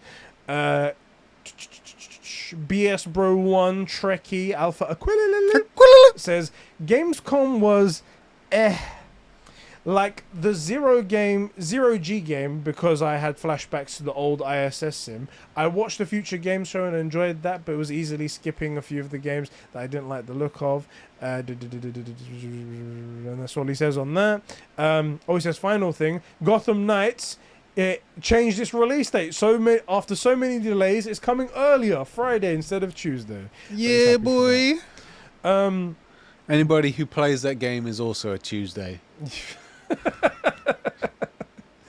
BS That's Pro a very 2. British joke. That is a British joke, yeah. BS Pro 2 says, I didn't like much of what was much of Gamescom. It was space anyway only. Only Callisto Protocol looked cool, but I won't be playing it because I don't like horror games, let alone horror games. Right. So he's right in the camp with you. Yeah, I feel that. I will say, as somebody that hates horror in general, Dead Space 1 and 2, they never made a third, were so good that it kept me going anyway, and it was more scary than something like, say, Doom. Doom I would not say is horror, even though it's set in, you're fighting demons and stuff. Yeah. And I would say it's one step further down the horror realm than that, but nothing like creeped me out. Yeah. You know, not like a horror movie, like a really creepy horror movie might keep me up at night. I just hate horror. But nothing in like Dead Space ever did that to me. And it's more the horror of what could happen to Isaac than the horror of what he's seeing, if that makes any sense. I understand. So while I get what you're saying, I didn't find it horror per se. Like I found I watched Alpha stream some of the Alan Wake stuff. Yeah. That was way creepier to me. And some of the stuff in what's the thing we play as Jesse? Control. A couple of things in Control, like that mannequin thing, that was way worse than anything I experienced in Dead Space. I actually left that. I couldn't figure it out after 2 attempts, and I was just too creeped out. So, can you do me a favor? Can you Google image search? Okay. Make sure you click on images first. Okay, so I'll go to Google first and go. Image. Oh no. Google.com. Oh, I have to search it and then go to images. Put something in first. Put something in first so you okay, actually go to the image. I got it, yeah. And then go Russia, sleep. Russia sleep. Yeah. Jesus Christ. Like, why? Like, what is this? Like, this is nightmare fuel. See, that's horror. That's nightmare fuel right there. Anyway, you want to click away there? Yeah, don't ever click that. Don't ever search for that. That's awful, and that's not what I would consider. Why do you just know it off the top of your head? It was on a TikTok. The guy was like, I'm pretty sure it's just going to be Russian sleeping, but because you guys are telling me to search for it, it's probably not going to be. Whoa! And I was like, oh, I need to search for this then. So don't do that. But if you were to do that, that is nothing like what Dead Space was like, which is to say, Dead Space, you're fighting like this creepy, not even creepy, just like gross alien-y things. I suspect Callisto Protocol will also not be quite like that. And I'll probably play it. I'll let you know. That was T, wasn't it? T was saying that. Might be worth checking out because I think it bridges the gap between like cool, weird, sci-fi type stuff. But I would definitely say it's nothing like Doom Eternal, but it's much more close to Doom Eternal in the horror sense than it is like an actual horror. You know? Anyway, don't ever send me shit like that ever. Look, you don't sleep anyway, so what's the point? Yeah, but at least I can not sleep within a dry bed. Tailgate wrote in, he says, Gamescom was pretty mediocre. The only games that interested me were Atlas Has Fallen, Gotham Knights, weirdo, and the Callisto Protocol. Not the game I cared about. Not a game I cared about, but I will share my thoughts. Dead Island 2. Have you heard about Dead Island 2 and the whole thing going on with it? No, I mean, I played Dead Island. Dead Island, exactly. And Dead Island 2 was announced for the PlayStation 3. Oh, Atlas Has Fallen is the game that looks like Forspoken. I'm sorry, that was the one, yeah. Dead Island 3. So Dead Island 2 was announced for the PlayStation 3. Yes. And then just never came out. And then was like, Okay. I remember because I enjoyed Dead Island 1. It wasn't very good, but I enjoyed it. Yeah. It's now coming out, and it's coming out really soon. I think it's like early 2023, so that's really cool. They just showed off, they showed off some gameplay, a little bit of a CG trailer as well. He says Dead Island 2 doesn't look good in my opinion. It feels too much like a modern Ubisoft game, and I think he said that in the chat as well, and I kind of got that feeling. The problem that Dead Island 2 suffers from is the same thing that I don't like Dying Light, which is the first person too close to your face kind of thing. I don't know. I get like a weird like headache type thing when something's too close to my face. I don't know if I'll get it with this because there's no parkour, but yeah, Dead Island 2. That's something coming up right there. Do you think you'll be into it then? I mean, you like Dead Island 1. Do you think you might go for Dead Island 2, or have you matured since then? I just think I'm more.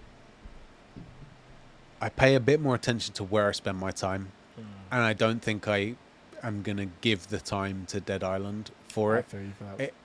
I would rather spend that time on The Last of Us, on God of War, or maybe playing like, well, to be honest, that Life of Pi looks good. Life of Pi. The Justin Roiland game, the Hooey Rick and Morty game. Splurging everywhere. That could be fun, I guess, or just playing like Apex or whatever. I don't think I'm going to give it the time. You should develop a Destiny addiction. That's what you should do.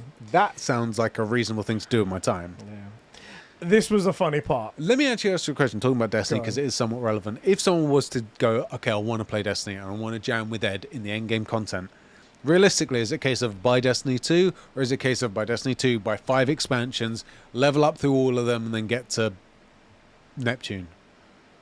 I would say you only need to buy the latest expansion. So I can buy the game and one expansion and that'll get me there? Yes. However, you won't have had the same experience as me, because you won't be able to play the previous stuff. You only need to push the latest expansion.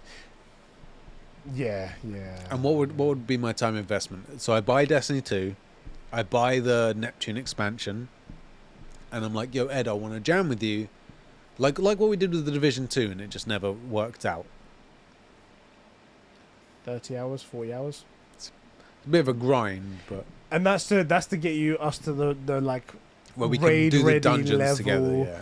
And then after that, it's sinking your entire life into it. Right. And if ever you drop off, you lose. In fairness, back in the day, like if World of Warcraft had stayed with never done an expansion, it's like probably 80 hours just to get you to the end game, to max level, something like that. Maybe that's a bit much, but it's like it's a good 2 days to get you to end level for most people, and then sink your life into it. So, I love the way you say 2 days, because it's like that's how you play those games, non-stop, straight away. 2 days back to back. The world record to 60 was like 24 hours.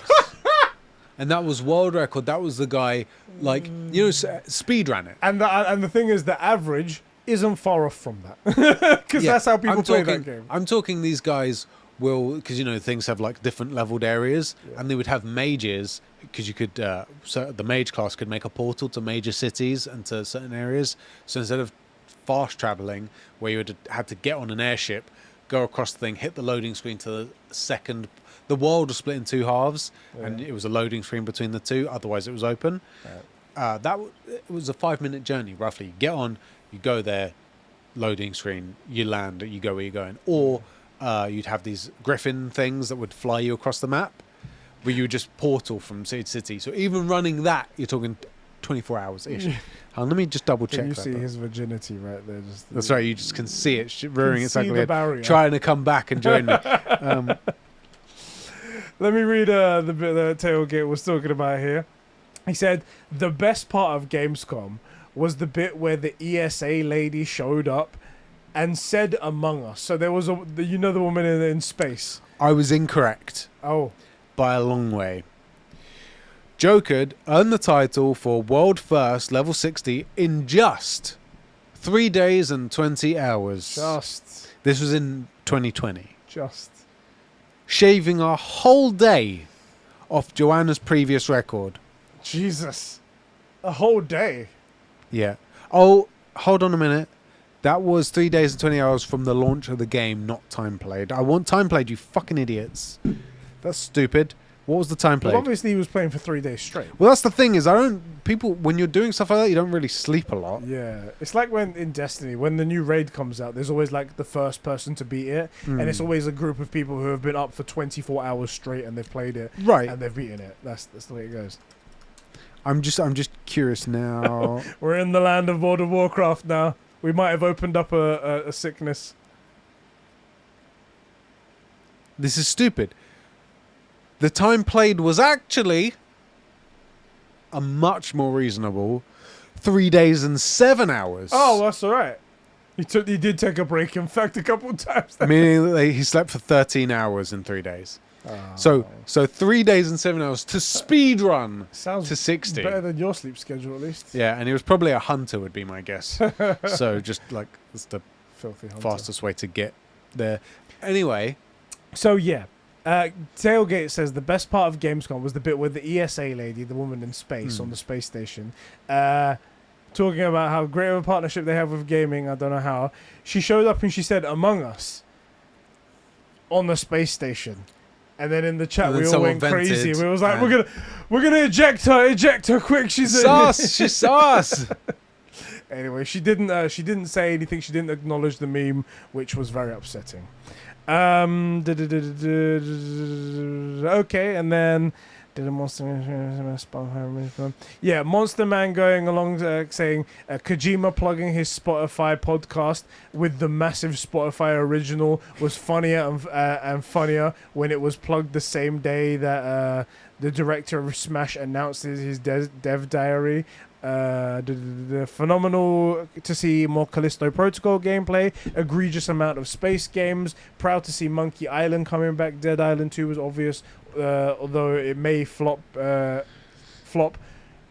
maybe like the previous entries. Yeah. High on Life has a volume slider, thank God for that. Sick. And the ESA logo and everything made my eyes bleed. Gamescom will go down as one of the worst games. So this is Reese, not Reese saying this. Gamescom will go down as one of the worst gaming events ever until the next one. Yeah, that definitely feels like the way in it. They announced the Dying Light 2 DLC, which was kind of weird because this was something interesting actually. So they announced the Dying Light 2 DLC. It's not free, it's paid, which is interesting because I don't think that game did very well. It didn't do very well. Asking for more money is like, Yeah.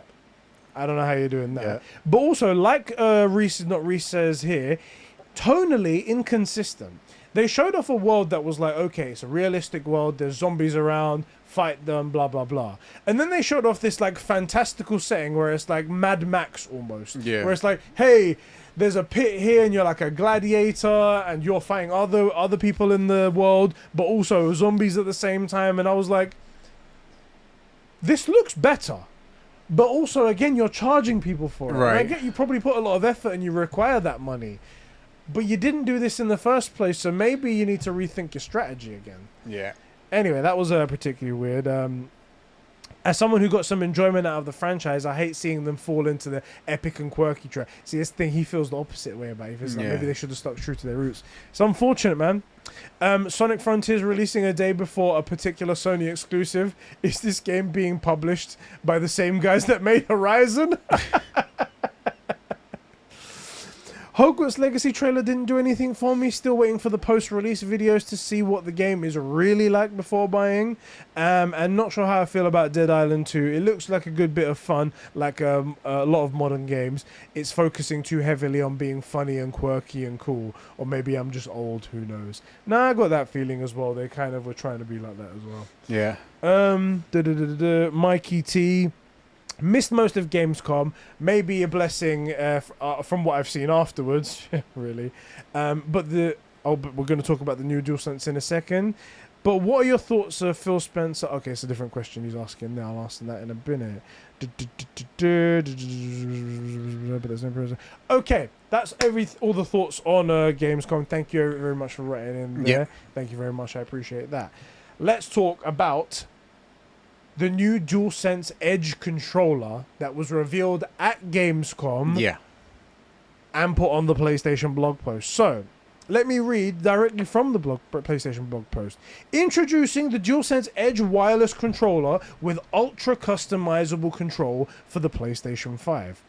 Today we are thrilled to unveil the DualSense Edge wireless controller for PlayStation 5 with the first ever high-performance, ultra-customizable controller developed by Sony Interactive Entertainment, designed to give you an edge in gameplay, allowing you to create custom controls. The DualSense Edge wireless controller invites you to craft your own unique gaming experience tailored to your playstyle. Essentially, an elite SCUF controller made by PlayStation from them, so you know it's going to be like to the standard of PlayStation. Couple of things just to note here. Ultra customizable controls. It gives you the ability to remap uniquely the control, so you can actually deactivate buttons so they do nothing if you want to, or move them around completely using the software built into the PlayStation 5 OS. You can adjust the trigger distance on the back of the controller, so they can be like hair triggers for FPS games, a lot less dead zone, obviously very beneficial to those people. You've got the ability to save multiple profiles on it as well, so if you're in an FPS game, you've got your FPS profile. If you're in another game where you're playing like God of War, where maybe you want a bit more travel or something like that. That's very cool. Very cool right there. That's a really cool thing. And apparently you can do them at the touch of a button as well. That's really, really cool right there. On controller user interface, so you've got a dedicated, they say FN button, which is a function button. However, I don't see the function button. They've only shared like 5 pictures, and I can't see the button they're talking about. However, there's apparently a dedicated FN button, which allows you to easily adjust your setup while staying focused in the game, quickly swap between preset controller profiles, adjusting the volume, chat balance, etc., stuff like that. Yep. Changeable stick caps, so the actual sticks themselves, for standard, high dome, and a low dome. And also back paddle buttons. There's a half dome version and a whole paddle apparently you can change on there. And this all comes included in the controller when you buy it. Yeah, you can basically somewhat customize it so it's the way you like it. Yeah, exactly. They also say replaceable stick modules. Yeah, which are the entire. Try to explain this perfectly for you guys. So on the DualSense controller, the thumbsticks.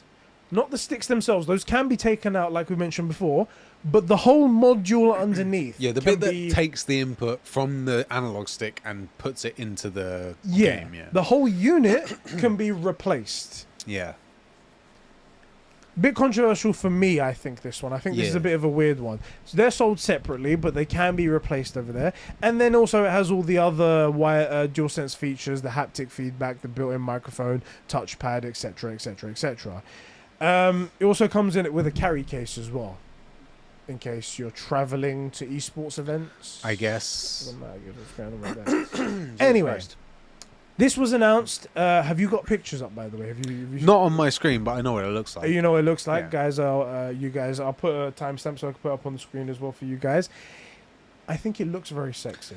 Yeah, I mean, I like the dual color, like white and black stuff like that. The black buttons, the black center bit that goes through like that.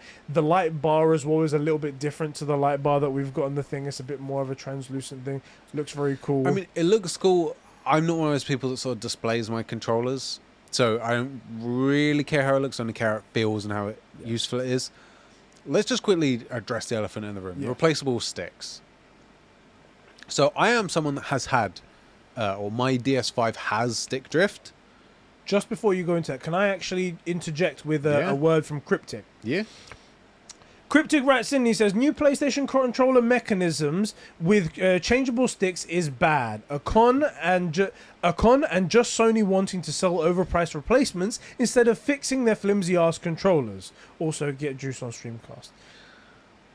What do you think about the stick unit replacements and what? Interestingly, and it's probably because we are somewhat Sony ponies, because they've served us well. I mean, we always, if they do something that's obviously bad, we always call them out.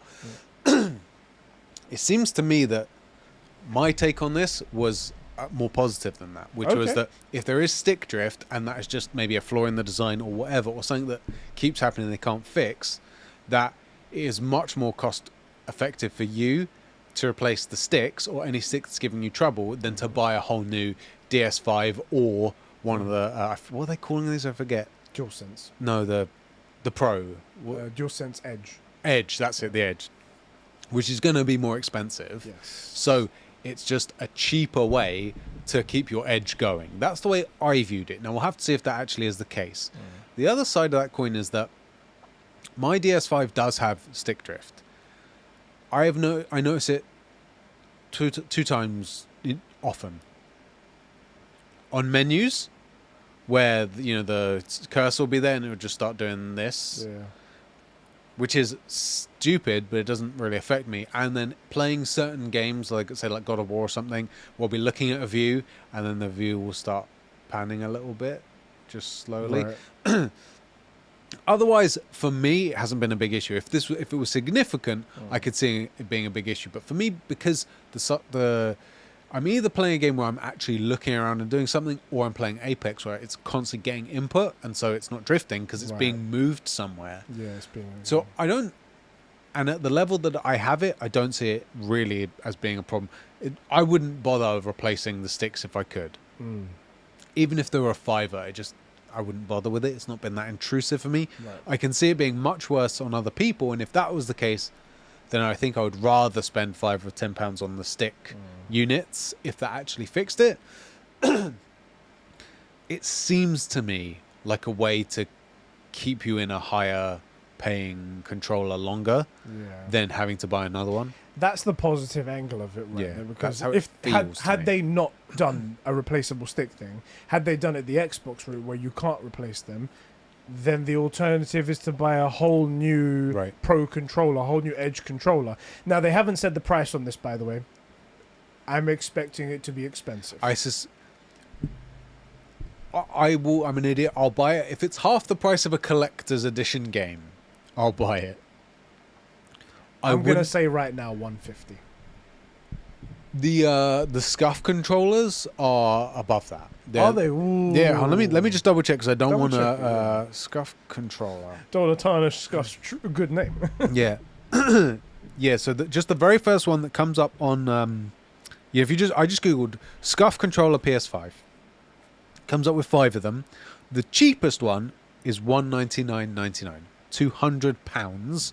Call it $230, $250. Although if you're in dollars, it will probably still be $199. Yeah. The next one up is $209. All of these are $99. $219, $239, $249. Well, the Xbox Elite controller is £159. I know SCUF have some extra stuff as well on them that go above and beyond. And they do what we've been asking for, and they are somewhat customizable. I can get a different looking color case, not just all red and blue. Sony. So yeah, if they that is a pro way of looking at it. That is a positive half glass full kind of way of looking at it. Had they not done this and had they gone the other route, then you have to buy a whole new controller. Is that better? No, it's not better. You okay? Oh, Conbrosations orange. That's what we want. £219 though. Yeah. Okay. No. Yeah, I don't think you want it that much. Hey guys, patreon.com/Conbrosations. But like, that's my thing. Is like, if it's $150, it's cheaper than a SCUF. Just saying. Which maybe that's bad for SCUF. I don't know how much we care about. I don't know how much PlayStation or Xbox cares about SCUF. End of the day, they're making money off of their product, right? So they want to undercut them as much as possible. Also, maybe SCUF does it better. Maybe it just is better. Like, you can get... There are people that buy nice cars, and then there are people that buy cars and mod them, and I don't think either side wants to join the other team, generally. So, in a weird way, I kind of hope SCUF survives. I don't want to see businesses killed off, but I also think it's good that the average person can just easily get a hold of these things. The thing is that it was their kind of, that's the risk they took. They entered a market which the people they are trying to make money off of could have easily come in and made the version better. Anyway, so as I was saying, that is a pro way of looking at it, right? Rather than buying a whole new controller, you can just replace these units in here. And I I'm sort of kind of in the camp that Cryptic is in, where I haven't had stick drift on my controllers. Mhm. I've been immune to this problem, or either I don't notice it, or I've never had it. Lucky guy. But everyone mentions it so much to me, to the point that I'm 100% in belief that this thing exists, even though I haven't experienced it. I thought to myself, instead of these removable sticks, why not come up with a more robust version to go in this more expensive controller to justify the higher cost that maybe doesn't have stick drift? But then I thought to myself, if Nintendo controllers have stick drift, if Xbox controllers have stick drift, if PlayStation controllers have stick drift, then maybe it's just that there isn't a better design out there. Yeah. That maybe they've tried to R&D better designs, but then it comes at the sacrifice of sensitivity. It comes at the sacrifice of whatever thing goes on, of price, whatever it comes up to. And that we've sort of universally behind the scenes gone, okay, look, this is the best experience. Unfortunately, after a little bit, we do get some stick drift. Yeah. It sucks, but this is the best thing for us at the moment. Do the other controllers have stick drift? Because Yeah. I only hear people complaining about Sony. It's because PlayStation is the most popular one. Maybe it is worse, because I hear people talking about stick drift all the time. I didn't even know it was a thing until the PS5, and mine, I would never actually bring it up unless somebody else brought it up. If we were just talking about a PS5 experience the whole way, I wouldn't have ever brought up stick drift. I hear stick drift far more on the Nintendo side than I hear on any particular thing. Yeah. That's me personally. But this is the thing; it's subjective. Yeah. People only talk about the bad stuff when it happens. You don't talk about how everything is working perfectly on my thing. That's the problem. Now, but that's the thing. Everyone experiences, as far as I know. If that's just the form that we're using for input has this problem, well then deal with it. And obviously, if Nintendo and Xbox that have unlimited walls of money in comparison can't get rid of it, maybe it can't be got rid of for this form of input. Yeah, it may be that it's just like, okay, we figured out the best way, but then it increases the price of the controller twofold. Yeah. And it's like, cool, no one's going to pay $120 for a controller. Yeah. Maybe that's the reason why they haven't gone that way. It's like cars. Cars are fantastic. They can blow up. Right. We'll try and make them as safe as possible and try and deter that as much as possible, but eventually some of them might blow up. I mean, cars do catch fire because they have internal combustion engines. Exactly. And even when we try to resolve that problem with batteries also kind of blow up. They're actually kind of worse. Exactly. So this is the thing. Maybe it's one of those situations and we don't know. Yeah. And Cryptic, I have to say, it's not...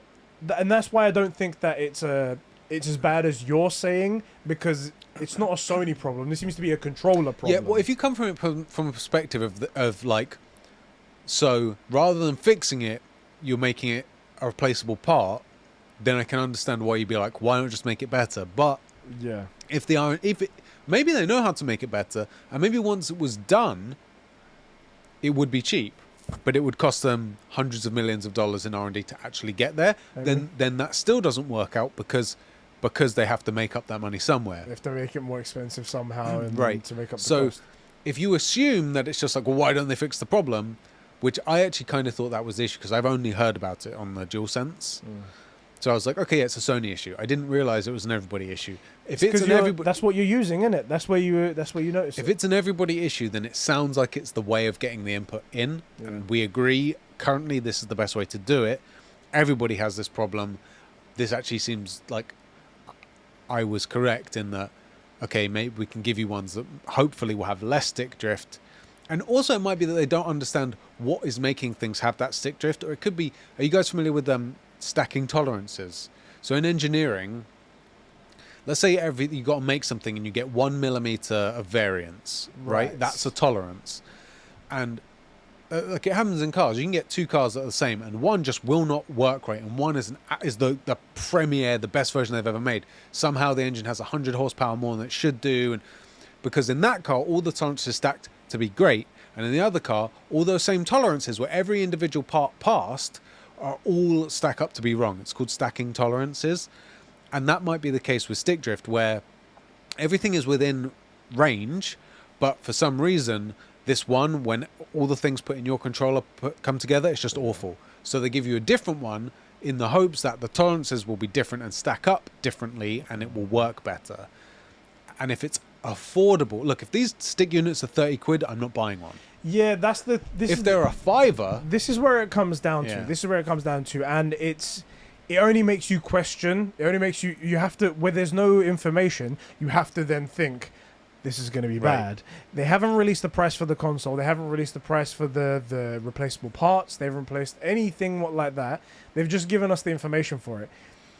Like you said, if they're £5, £10, and if it's that big of an inconvenience to me, I feel like that's a better solution than buying a whole new controller than anything, really. I think that's much better. Yep. I feel like it might be more affordable even than for you to go, okay, I'm buying this controller.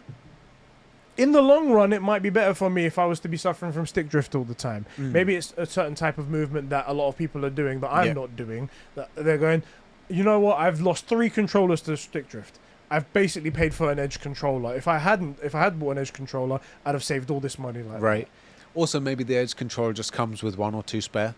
It does say sold separately in the thing, so. But maybe they just should, innit? Maybe they should. In fairness, But if it's 30 quid, like you said, then it's like, okay, they're trying to scalp you for this. Right. And I mean, on the other hand, maybe that's just what it costs. Definitely, maybe. However, this is where you say, frick giant multinational corporations, right? If they can't do it at scale to make it an affordable price, don't do it. Yeah. Don't give me, oh, but you can replace it on the Edge. Yeah, but you're asking me to buy a £150 controller and then buy a £30 removable part to fix a problem that all of us kind of believe shouldn't be a problem. It clearly is a problem. There's just something that the industry can't fix. Fine. Yeah. But when you present a solution, now we're looking at you as if you're the guys that can fix it, and you're putting yourself in the crosshairs. So again, if they're expensive, get fricked. Like, I'm not going to pay the best part of a Dualsense controller for sticks. I was going to say half the price or more than half the price of a Dualsense controller. Right. For just a unit.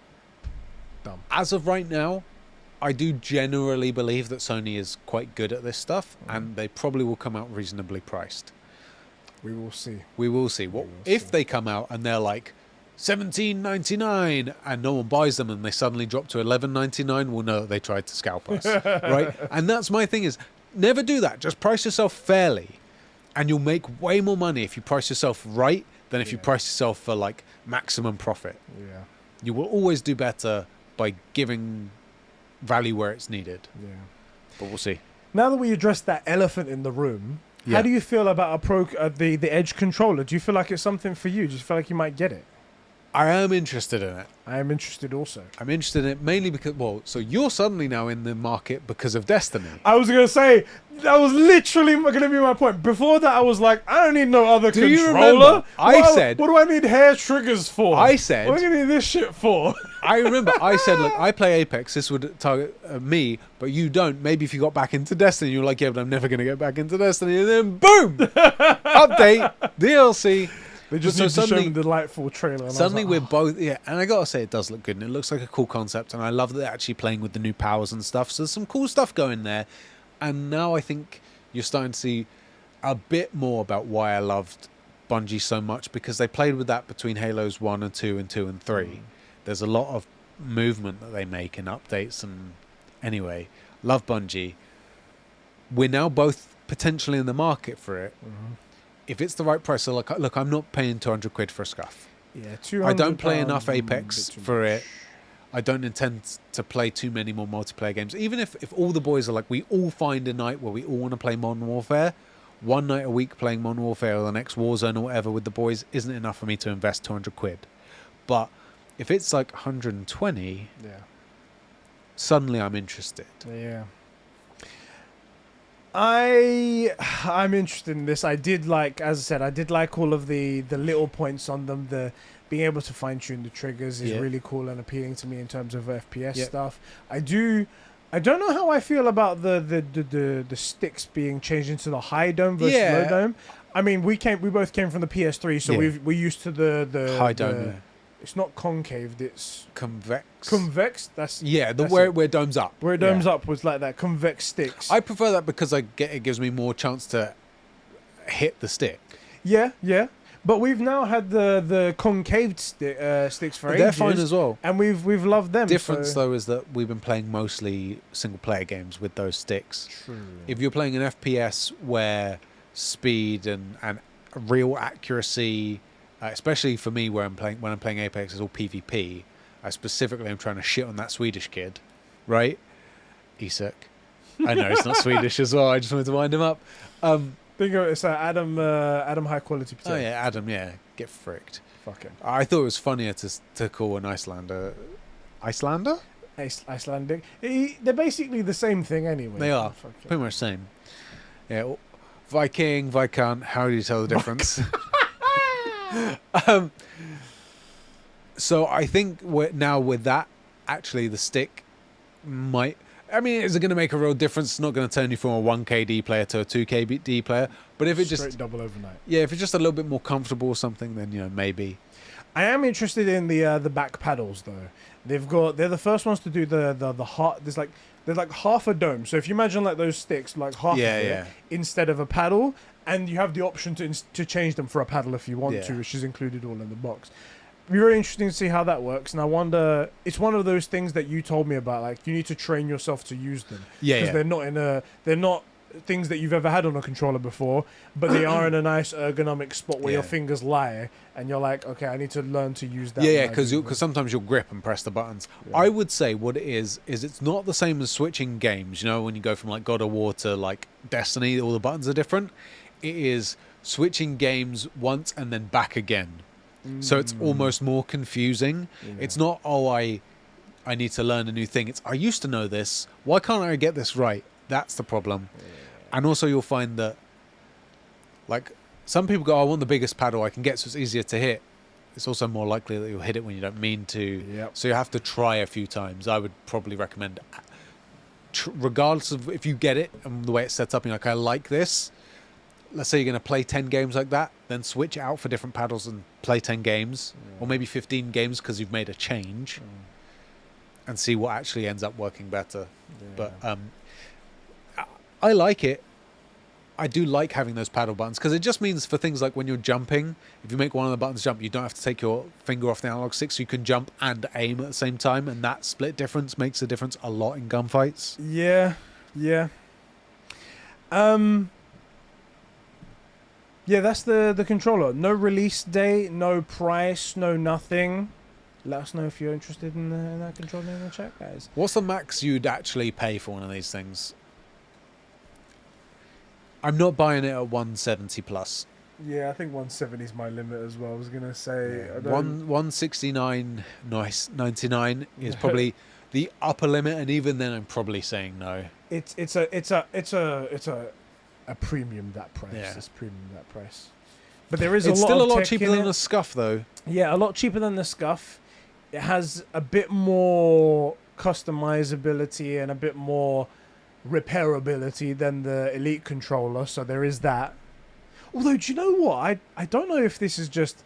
Obviously, I'm on all the subreddits and stuff like that, and obviously you only hear the bad news. You don't ever hear the good news of this stuff like that.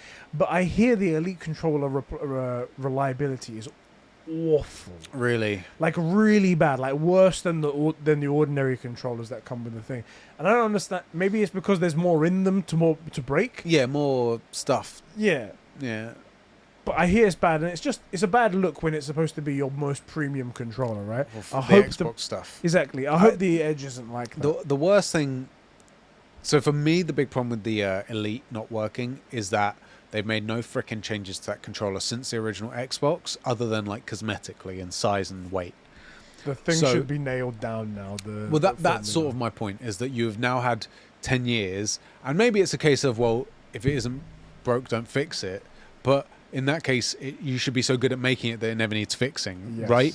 Whereas the DS5 has a bunch of new tech. And people that are like on the Xbox side or haven't played with the DS5, they're, it's just a couple of extra rumble packs. No. There's some serious tech that goes into that stuff. It isn't just rumble packs, right? I don't know what sorcery they're using, but like if you go and play Astro's Playroom, You can feel each individual robot rolling around in there. Inside the controller, it's very bizarre. That's very cool. So I'm a little bit more forgiving of the DS5, not because I'm a Sony pony, but because it's trying to push the barrier a bit, right? The DS4, no, the DS3, I'm sorry, had the 6-axis. So I was a little bit more forgiving of that, and also of games that tried to implement it, because it's not until someone tries it that you realize, yeah, the 6-axis is shit. Yeah. But unless you try to make a flying game with the 6-axis, you never know. And I at least respect the attempt. Yeah. We're not getting that from the Xbox side, so I expect it to work flawlessly. Yeah. Right? That's your payoff. So that's why I'm less forgiving of the Elite, because it should just work. Yeah. And I get that, well, there's more stuff in there, but there's not that much more stuff in there, really. Ultimately, like for example, paddles, all they are is another way to contact the button. Yeah. Whether it's a different circuit board that lights up the same button, it's just not there, or it's another pathway to that same button, doesn't matter. It's just another way to access the same controls you already have. There's no reason for that not to work, you know? So there you go. Yep. Our next topic, The Last of Us Part 1 comes out in just over a week, and HBO has started its like promotion of the TV show. That isn't coming out at the same time as the game, but it's coming out fairly soonish, and they put out a little teaser. Have you heard Pedro Pascal as Joel?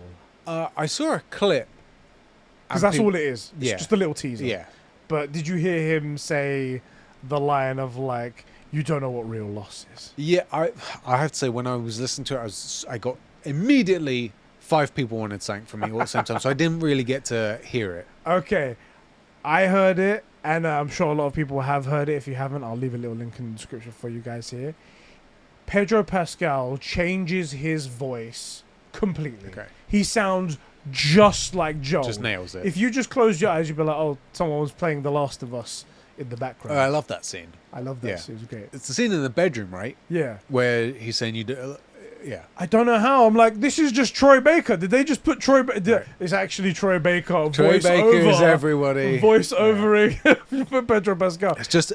Pedro Pascal's the actor, but Troy Baker needs to tell his story. Exactly. You know? Now, I've completely done a 180 because I was like, it's a TV show of a game that we've already had a fantastic showing of. And 3 versions of the same game, yeah. It was unnecessary for you to do this TV show, and every time you do a movie or a TV show adaptation of something, You usually get it wrong. you usually get it wrong. So I was like, I'm not excited for this, whatever.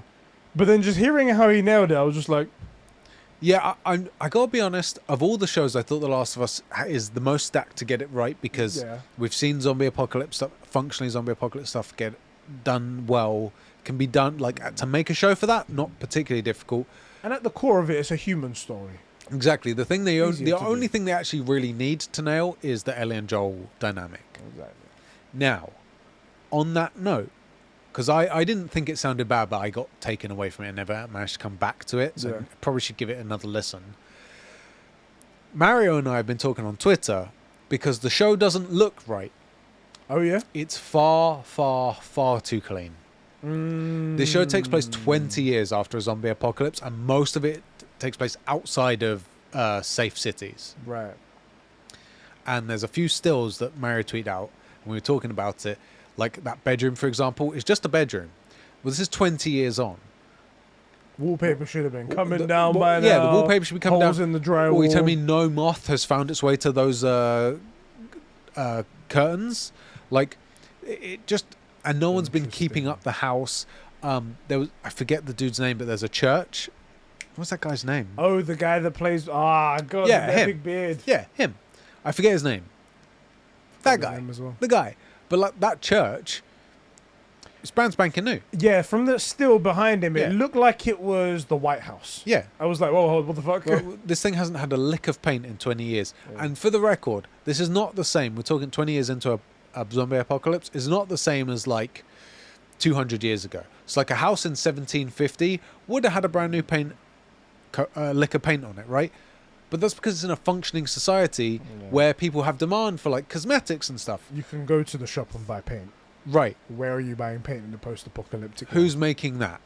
Yeah. So I am a little bit concerned that the world looks too neat.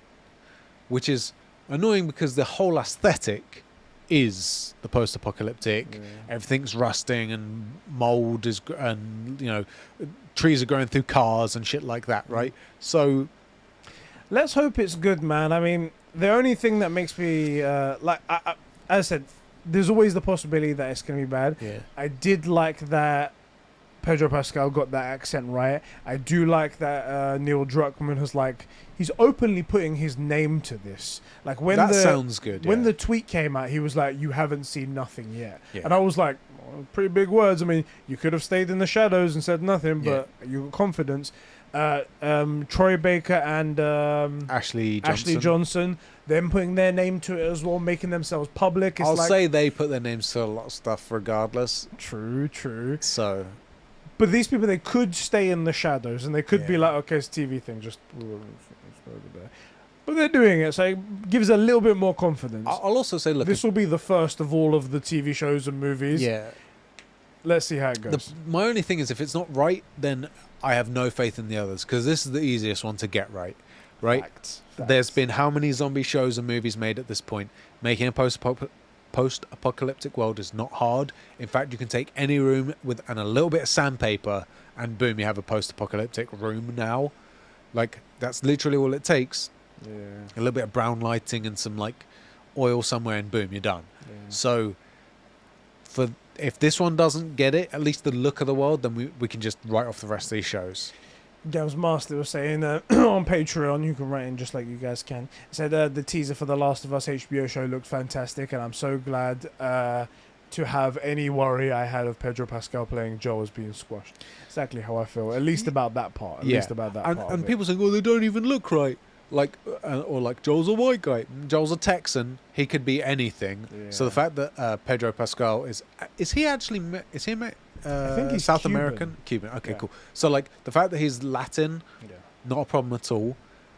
And the fact that the show Ellie doesn't look like the game Ellie, they're actors. Yeah.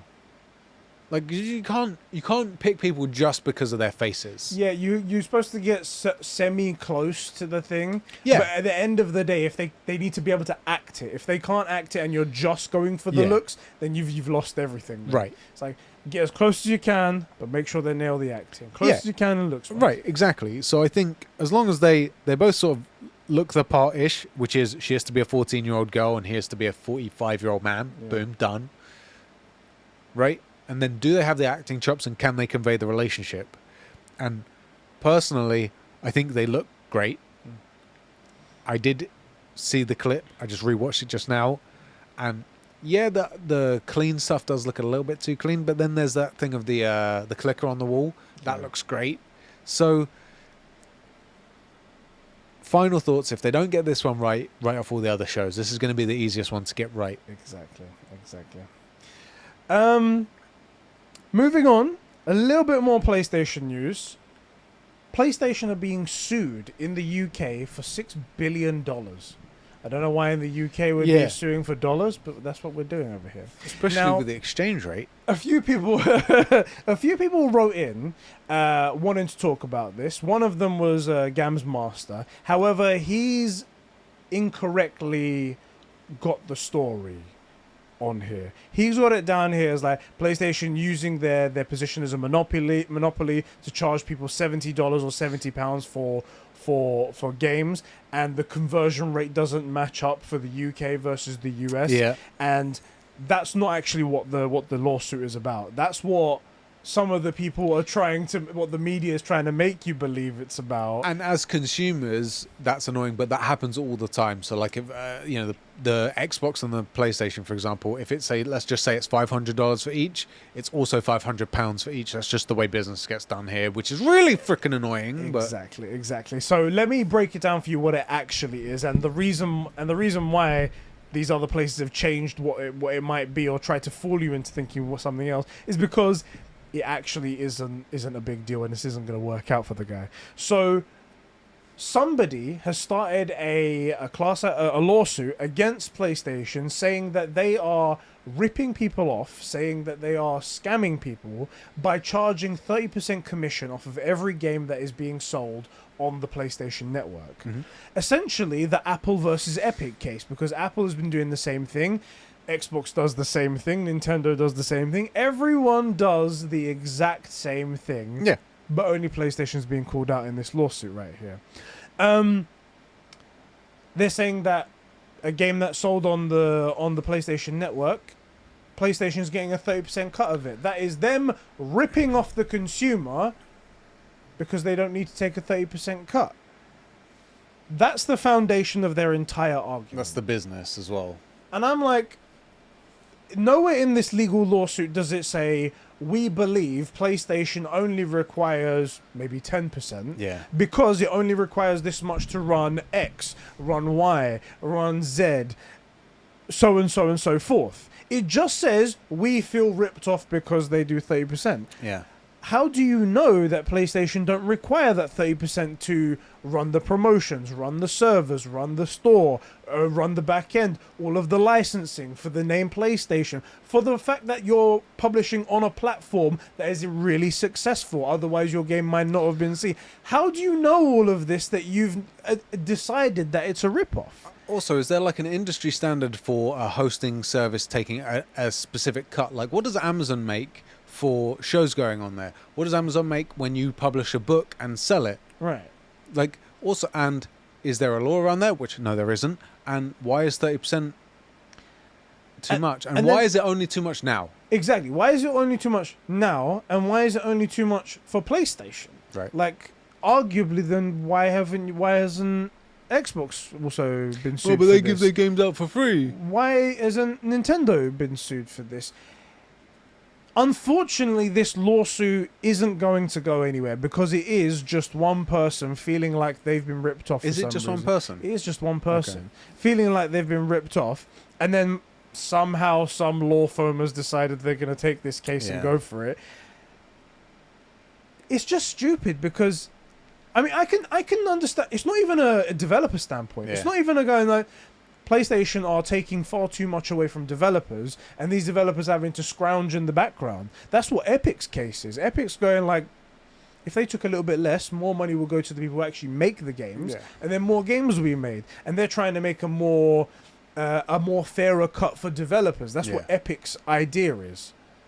But this guy's just like, no, I want. If we decrease Sony's cut, then the games should be cheaper for me. Yeah. It's like. How do you know that they don't require that amount of money? What research have you done? Why should it be cheaper? Why should that cut go lower? There's no argument. There's just, I want cheaper games. That's what the argument is for this. I want cheaper games at the expense of the person that's giving me access to the games. And I don't understand it. If they'd given me a shred of evidence, a shred of research to say, actually, Sony's been lying to us, so it doesn't cost this much to run everything, I'll be like, ooh, interesting. What will be really interesting is if Let's Sony countersues for damages to their reputation. Exactly. Your suit was libelous, and you've damaged our reputation. We're suing you for $6 billion.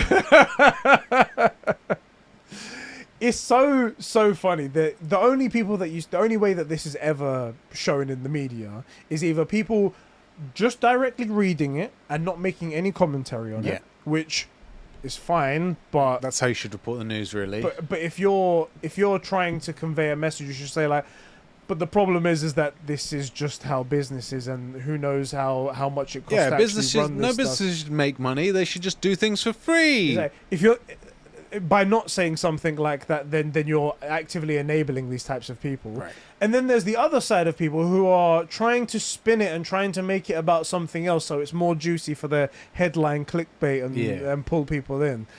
And also it's Sony, so it's like the juicy title to bring people in. Sony's being sued, guys. The big guy. Right. The big guy's being sued. That's why Apple getting sued gets loads of clicks. Poor little Xbox. Right? Google is getting sued, gets lots of clicks. Yeah. These kind of things are big and they're juicy. That's what the actual lawsuit is about. And unfortunately for that guy, it's not going to go anywhere. I'm all for the little guy taking big corporations to task, right? When they do something wrong. But there's nothing predatory in this model. I don't see any reason why hosting shouldn't be paid. I had a thought in the shower, and I wish I had said this about the piracy thing that happened Yeah. last time. So you know when we said like fuck mega corporations, I was like, fuck mega corporations is a good mentality to a certain point. Yeah. You're supposed to be directing it to people who are doing genuinely terrible stuff. Yeah. So it's impossible for us to live a morally like economic life. We can't. Whatever we buy, shit comes from like China. That money's then going to go to the Chinese Communist Party. Yeah. You buy a T-shirt, probably made by like a sweatshop in like India. That guy's probably not getting paid very well. But the problem is that we can't all live a completely 100% morally ethical life. Unless you want to make all your own food, all your own clothes, do your own sewage, do all your own medicine. On top of that, it'll be more than... I mean, current living wage is dog shit. Yeah. We can barely scrounge by now. Imagine what it'd be like if we were to live it morally and ethically. If a single pair of socks cost you 70 quid. Exactly. Now, we kind of accept some of the stuff because we're like, okay, we need to make concessions here for us all to move forward, and hopefully we can inject more money into the thing that maybe brings them up as well. But gaming is completely outside of all of that because it goes to a mega corporation who then pays developers a great wage, gives them benefits for their families so they can live happily. Doesn't use sweatshops anywhere. Doesn't use sweatshops anywhere. They just pay them great. They live in like California and places like that. Yeah. They are funding money into like lesser known places like Chinese developers who are actually really good. These Indonesian developers who are really good. Poland, Ukraine, all these places that are really good, giving them more money to get up. Yep. And in the end, what we get is a very nice product that we get to enjoy with happiness and talk about like that. There's none of the sweatshops. There's none of the communist parties on the sides of it. And yet, fuck the mega corporations who are making video games. Well, this gets to the Matt Damon thing. Yes. Which is that people just want the cheapest thing for them and don't really care about what it's going to do to the industry. Can I summarize the Matt Please Damon do. thing? So Matt Damon was recently on an episode of Hot Ones. Hot Ones is a YouTube channel where they eat hot wings that get progressively hotter. And the host asks them questions either about whatever project they're doing at the time or their personal life or something they're passionate about. As they get abused by Schofield it gets waves, hotter whatever it's and called. hotter and they're like sweating, drinking milk and stuff like that. It's hilarious YouTube channel. You should go watch it. They got Matt Damon on there. And they asked a question about Matt Damon, one of his particular movies that he made. And he sort of broke into sort of a kind of a sore spot, I guess, for him. Where he goes like, I made this movie and it was like a love letter. It's like I like this kind of like particular genre and No, stuff it's like why that. it wasn't made. Oh, sorry, my apologies. Yeah. He's talking about another movie that was made. And he goes, so there was another movie that Well, the guy wasn't... says, how come movies aren't made like they used to be? Exactly. That's the And he's like, question. well, the way like movies are made are sort of like changed now. So like the way back in the day, you used to make a movie and say it would cost like $50 million to make. We'd make day one sales in like in theaters. We make $25 million, and then we'd get a second. But that would be okay because we'd get a second wave of like DVD sales and I imagine that means Blu-rays as well. Yeah. But he said DVD in the thing, and that was okay. And then they would fund the next thing, and we'd go on like that, and we'd be able And to you make didn't fun. have to bang day one. Yes.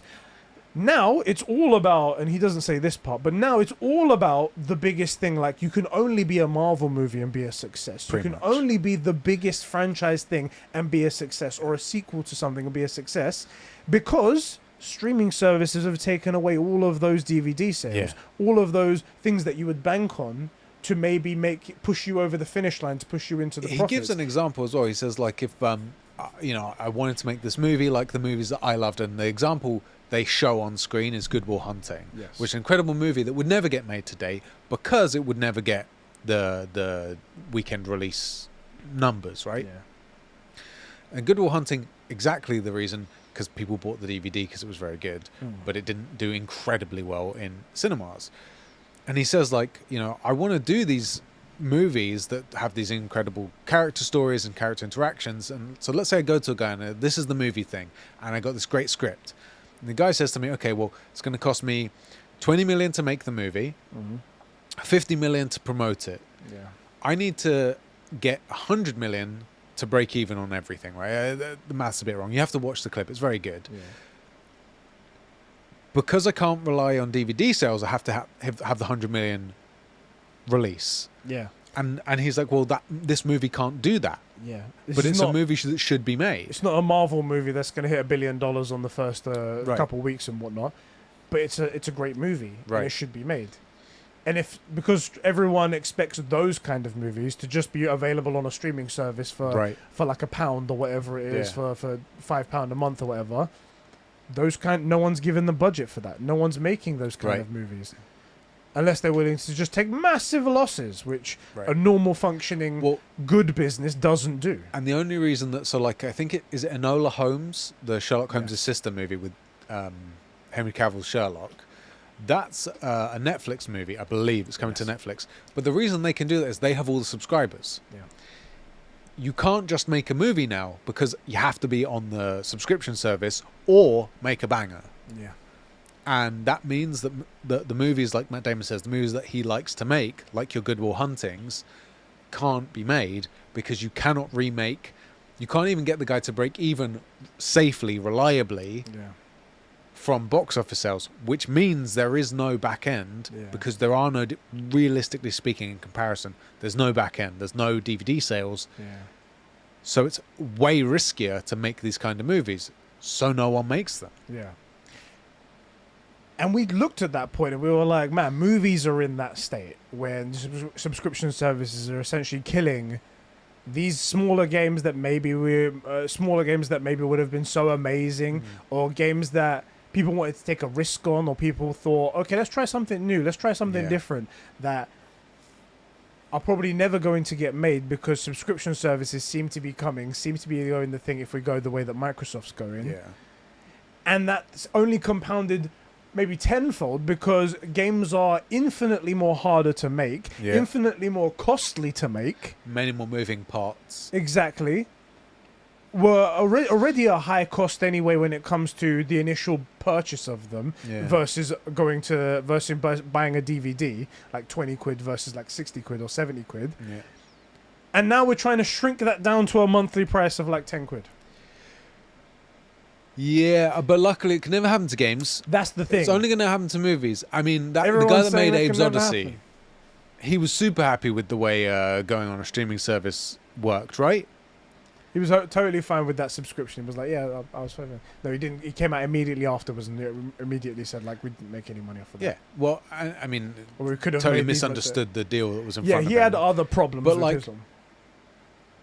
Why does anybody think it wouldn't happen to games? And then somebody's going to go, well, that means I just get loads of end games. No, it means you only get movies that or games that can pitch themselves that way, and they only try to do that, which means they only try to get early sales. That's all they're there for. This is not ideal, guys. This is why you should pay for your games, pay for good stuff, and the evidence is there. Sony is asking you to pay for games. They do way more money, get way better sales, and the Xbox don't buy stuff. And look at what's on PlayStation. Look at what they give you. They're number one. Forget like a pillar. Halo is the thing Xbox has. Like, no one cares about Gears of War. Even when it was at its biggest, no one cared about Gears of War anywhere near like what they do with Halo. It's central point. And they give you Halo Infinite. Yeah. And we suspect the budget for that was massive. Massive. That's what you get. It's even apparent in Disney. I mean, look, they made a bunch of movies. They made a huge amount. They got to Avengers Endgame, and then they were like, cool, we want to push the subscription model, and they've sort of cannibalized themselves. Now we've got a bunch of these really low quality TV shows, some great ones as well, and there's some great episodes in there, but really low quality in comparison to the movies because people want subscription services when it comes to movies now over going to the instead of being theaters. able to make a back end on DVD sales, they have to give content to people, keep people paying for their service, but it doesn't matter what the content is, just give them something. So a lot of it's phoned in, and it's just here's an interesting example: the animated movies, right? You can see right around where Netflix and stuff really gets big, and the streaming services get big. It's right around Frozen. You have all these incredible movies that they make. They make WALL-E and Tangled and Frozen, and then stuff starts coming to the streaming services, and you get Frozen 2, which is just not good. And they'll probably do a Frozen 3 and a Frozen 4, just because they need to keep bringing stuff out to keep you on the service, but it doesn't have to bang. You know? Like, what's the last good Disney movie that wasn't like a Marvel? I can't think of one. Probably was Frozen. Yeah. 2017? Yeah. Because the model's changing. In fairness, look, to be fair, I understand streaming services, right? The big thing is convenience. But for games, and I also think this way for streaming services, unfortunately, as much as I love them and enjoy them, it should be a back catalogue. Yes. Games should come out and you buy them. And then they go to a streaming service when they are old. Yes. I shouldn't see Horizon Forbidden West on a streaming service until 2 years after its release date. Yeah. That's my opinion. That way we make good sales, and then there's a reason to get the streaming service. That's the perks of a subscription, isn't it? Where you pay one low price and you get a lot of games. Okay, it's not the most up to date stuff. Yeah. But you're paying a lower price, so that's and you're getting a lot trade-off. more. Right? Yeah, you It's get fair. a lot of volume, but it's older. No one's willing to accept this very dangerous introduction, this very dangerous plan that Microsoft's introduced into the world. I don't want and the us ramifications to in 10 years' time, I've stopped doing this podcast because there's no more really good games coming out. Yeah. And then to say, basically, look, we told you. The reason there's nothing good is because people aren't willing to pay for it. But the other problem is, if people get too used to streaming services, they will not be willing to pay for it. And we've seen that with Game Pass. Those guys are not willing to buy good games in any meaningful numbers. The head have completely changed. Right. To any meaningful degree, like when games go over there and they're asked to purchase them, it's a few thousand people buy it. On PlayStation, it's millions of people that buy it. It's orders of magnitude greater. And there's two reasons for that. One is because Sony makes money, they can make a better product. And because they are financially incentivized, they only greenlight good products because they don't make extra money on the back end of a subscription service. It has to be good. Which doesn't mean they all are good. Things do fail, but they prioritize good things and they have recipes they stick to. And what was my other point? Shit, I forgot. There was a very good important. The other thing is that the Xbox don't see the value in purchasing things. They have been trained not to pay, not First to buy. Question, any announcement of a game comes out? When's Is it coming to Game Pass? Is it coming to Game Pass? Right. Game Pass? They're the seagulls from what's the thing with the Nemo. Nemo. Mine. Game Pass, subscriptions. Right, like they've been trained that way now. So not only do they get worse stuff because there's no financial incentive, they are now willing to pay for good stuff because they've been trained to look for quote unquote deals, but there are no good deals because nothing's any good. Yeah. And it's a vicious cycle, and then you can't go, oh, well, we need you to buy this game. Why isn't it coming to Game Pass? It's toxic. It's self-defeating. So, I'm not saying, oh, you just fantasize paying for games. I can't remember who said that once, but like, no, I'm willing to pay for good things if it means I keep getting good things. I'm okay with that, you know? Yeah. Simple as that. Our next topic. This one came hot off the presses today. This has just been announced. New recommended retail price coming to select markets for the PlayStation 5. Okay. This is CEO Jim Ryan himself writing in, apparently. I doubt it, but okay. The global economic environment is a challenge that many of you around the world are no doubt experiencing. We're seeing high global inflation rates as well as adverse currency trends impacting consumers, creating pressure on many industries. Based on these challenging economic conditions, SIE have made the difficult decision to increase the recommended retail price of the PlayStation 5 in selected markets in Europe, Middle East, and Africa and Asia Pacific, Latin America, as well as Canada. There will be no price increase in the US. The price in the UK, I should say, is going to be $479 instead of $449, so Yep. £30 increase there. As for the disc edition, digital edition is $389, again £30 increase. Europe it's $549 and $449 respectively. Australia didgeridoo dollars $799, Yep. $649, and so on. You can go check that on the PlayStation blog right there. So the PlayStation 5 is getting a price increase, effective immediately. It says Well, everywhere but. everywhere but America. Yeah.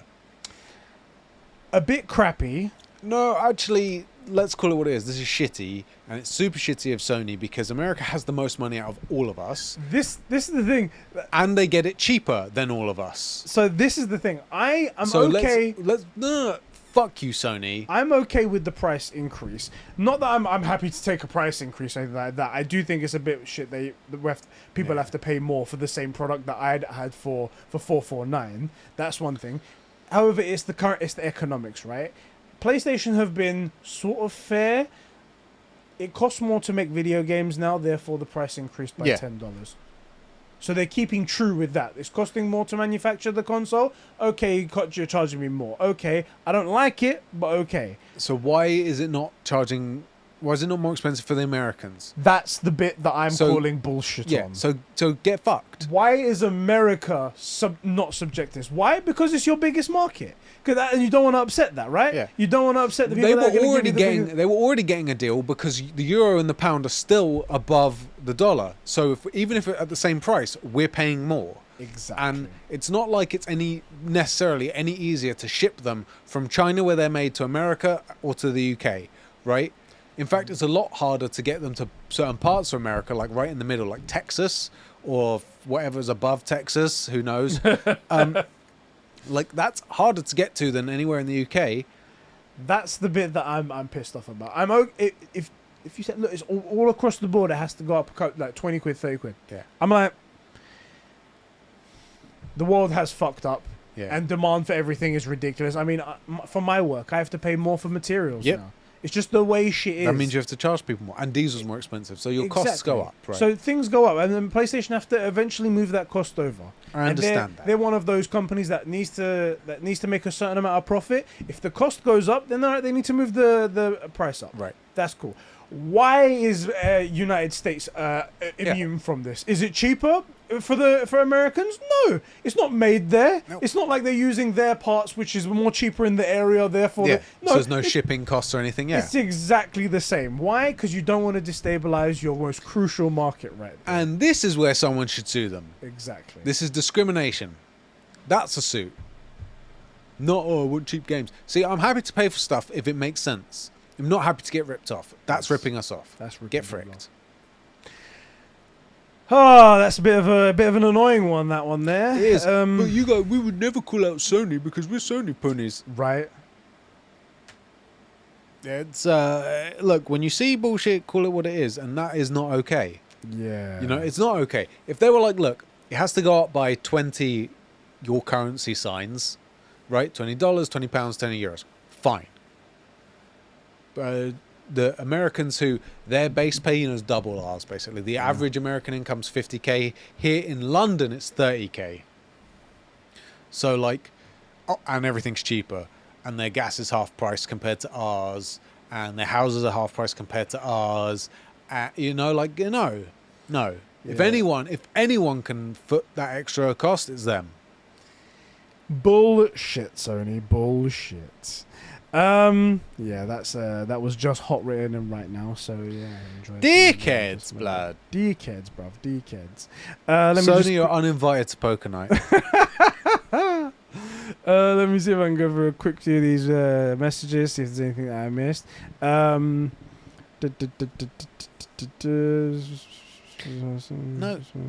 I think we've done everything over here. We Okay. So here's one thing. Mikey T wrote in, and Phil Spencer, obviously the great man he is, the person we Greatest love, visionary. Visionary is a savior. He's of my gaming. Steve Jobs. That's what he is.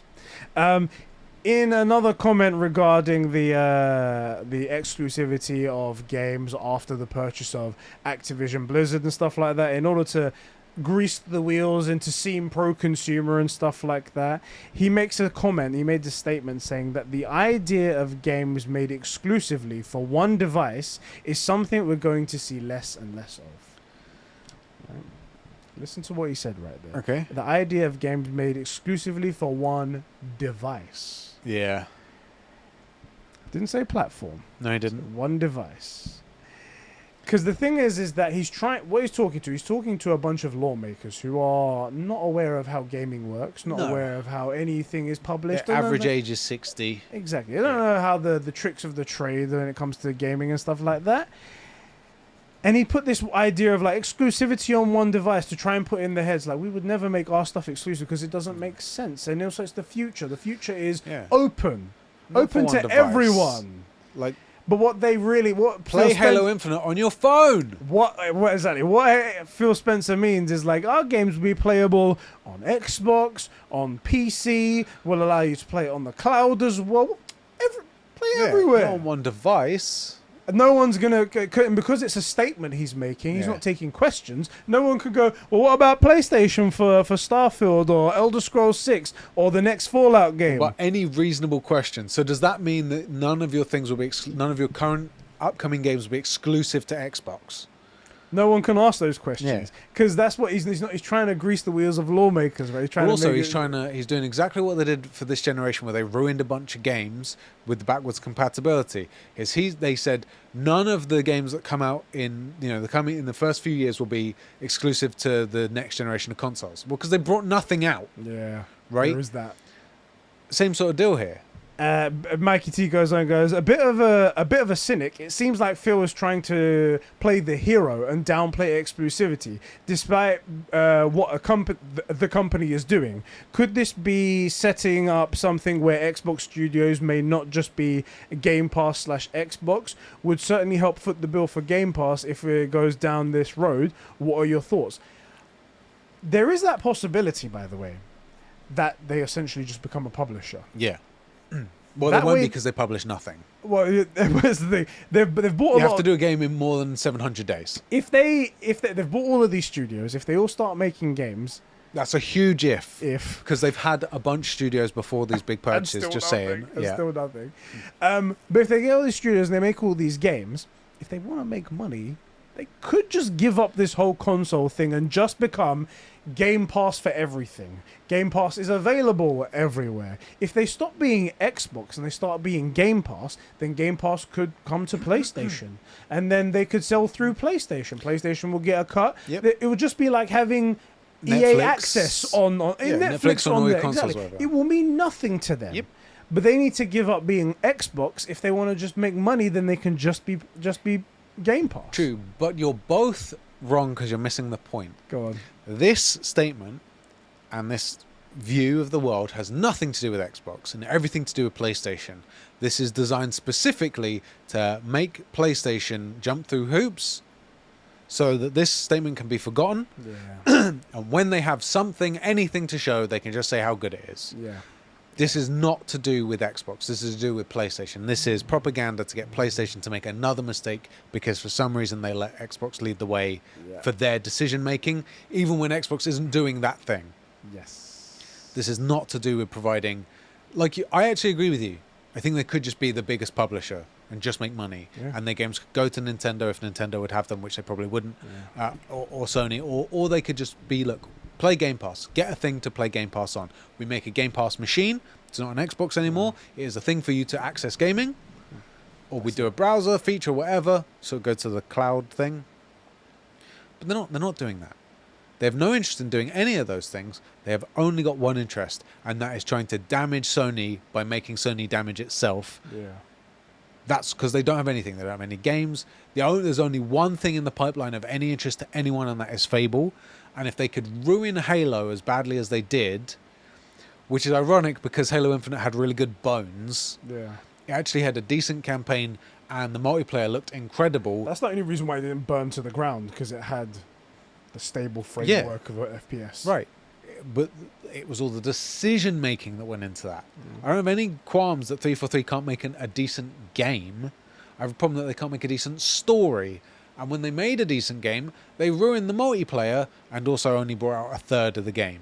Yeah. Right? The fact that Halos 1 through 3, well, let's say Halo 3 came out with Forge and all that stuff intrinsic within the game and couldn't do all these day one patches. I mean, you could do some patching, but nothing like what we do today. You know, it's ridiculous. So it's the decision making that's the problem, and they're not interested in performing for you. They're interested in trying to get Sony to make mistakes. That's all these statements are ever about. Like, What did he say? He made statements so no one would ask him questions that couldn't get any clarification, and said, we would never limit to one device. Not console, not platform, device. Now, hopefully the people at Sony aren't dumb enough to fall for that.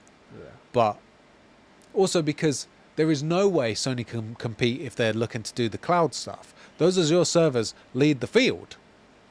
They're incredible. If they're trying to make Sony try and do their own Azure, they'll kill the company. Sony cannot work that out, and not in any meaningful time frame. And then it would have to compete with, let's say, the Samurai servers versus the Azure servers, right? Like, that's a whole new business model in which Microsoft actually can dominate. Yeah. There's nothing. Such a huge head start as well. So right, exactly. So I think you're not anywhere near cynical enough, to be honest, Mikey T. There you go. Need to get on our level. Yeah, boy. Next topic. PlayStation VR 2 is coming early 2023. Official announcement. Bold of them to drop it in and just tweet it at like 2 in the morning in Japan or something. It's a Tuesday. It's 11 p.m. That's it. All right, we'll do it. Yeah, here it is. The guy who actually runs the UK Twitter account, he was like, I did this tweet from my bed. And I was like, that's how much care and thought you gave to your next big hardware release? That's a safe job. Safe hands right there. That is a safe job. I got in a bit of a conversation with it. Like, the PlayStation VR headset's a niche product. Not many people are going to buy it because people are fine the way they play. It's a niche product for a niche audience, exactly. Not a niche product in gaming. Right. VR gamers are a niche gaming audience, and then it's a niche product for them. Exactly. Yeah. Just a random tweet at 11 at night on a Tuesday is not what this headset needs. This headset needs you to come out with your chest and be like, yo, we got a headset coming. It's amazing. Check out these games. Retweet. Boom, boom, retweet boom, with boom, game footage. boom. Retweet game footage. Retweet game footage. These guys are like, early 2023, so yeah. By the way, and then they show like the next third party game. I'm like, what are you doing? I was like, if you don't act excited, how am I going to be excited? Safe jobs, bro.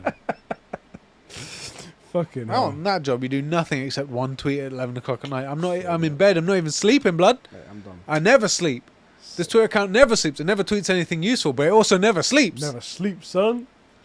That's crazy. That's so dumb. Let me read some. See what I mean? Like, we're saying like Sony gets it, but like sometimes Sony doesn't get it at all. Yeah. I wonder, it probably was like 9 a.m. on a Wednesday in Japan when that happened, though, innit?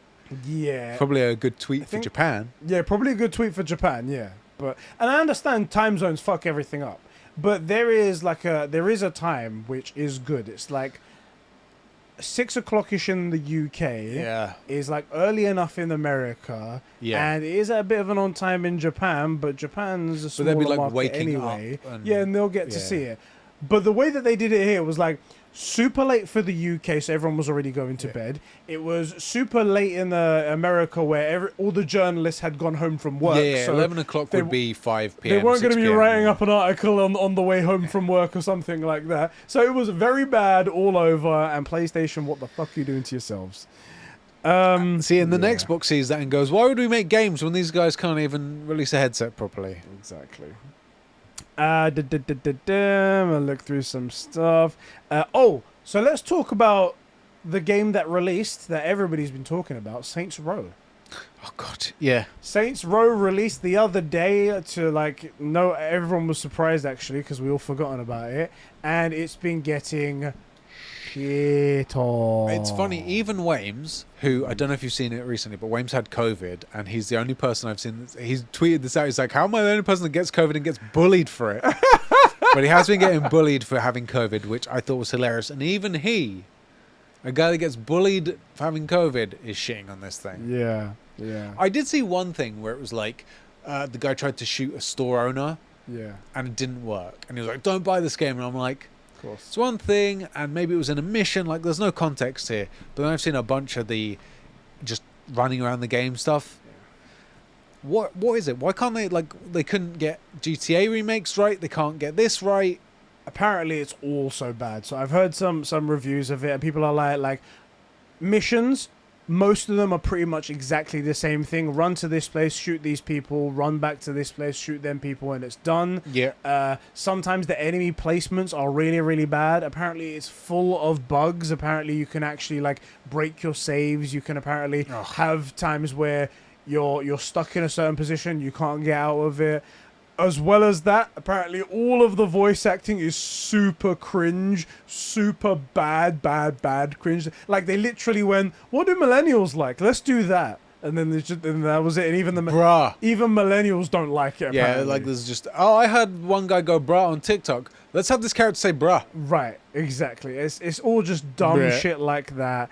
And apparently it's so bad, and this all just failed. But this is the problem: is a lot of people aren't making games to make good games; they're making games to sell games, and therein is your problem. This is why Horizon Forbidden West did well, because they made a great game. This is why God of War did well 2018, and we presume Ragnarok would do well, right? Yeah. This is why Elden Ring did so well, as they just made an incredible game for their audience, and it did really well. What's interesting about this game is that this is the first game from the that big behemoth Embracer group that's been buying everything. Yeah. Their first outing of a fairly well-known IP. Well-known IP with cachet, fan base, legacy, and people that just wanted that old game back. This was an easy win. This is like the GTA remakes. Those are an easy win. Yeah. No one's expecting Vice City to compete with GTA 5. I just wanted to play Vice City again in updated graphics. Yeah. Easy, same game, just give me better graphics, ideally with the same sound. I was even willing to give up the great soundtrack because licensing and stuff, right? Yeah. I get it. I understood that. Easy win. Easy win. And it came out like a first year game student's test. You know, like, it's just, what are they doing? Yeah, I have no faith in all of the other games they're going to be putting out if that's the mentality they've got going on over here. And seeing as we're at the end, I'm going to do two things. One, I'm going to read out Trooper Dingleberry's comment that I forgot from last episode. I don't know why it didn't show last time, but I was sure you wrote in. He goes, hey, bro. Hey, bros, I should say. He did say both of us. So cool. I thought he was just talking to me, so... I hope everyone's doing great. I actually want to know how Eddie has been finding the old God of War games. I've been playing through them myself, and man, they're incredible. I decided to do the side games as well, but I have to say, God of War Ascension is genuinely an awful game in my opinion. Either way, I'd love to know how you'd find it, or if you plan to go through, or you plan on going through the 3 side games. Keep up the good shit, boys. Well, as discussed earlier, I am planning to play all of them. Even the bad when you finally ones. give up on Destiny. Yeah, that's the issue. He goes, update. Apparently, once the PS Plus service was released, Chains of Olympus, Ghost of Sparta were removed from the service, and I heard about this as well. That's extremely frustrating. I don't understand why that happened. They used it used to be on PlayStation. Now it's weird that Sony is removing removing their own games as well. Yep. What the fuck? This is another reason. They were just there. It's another reason why subscriptions are bad, because then you have no control over what games you have access to. I don't understand that as well, bro. PlayStation just doing PlayStation things, you know? Listen, we don't simp the company. We just love the product. Yes. And we love what the people who make games for the PlayStation make. Yes. The company itself does some very weird things. Very, very, very weird I get the impression that the decision makers get super drunk on sake and make decisions make decisions like I would make doing my caricature if that caricature was drunk, making drunk suggestions.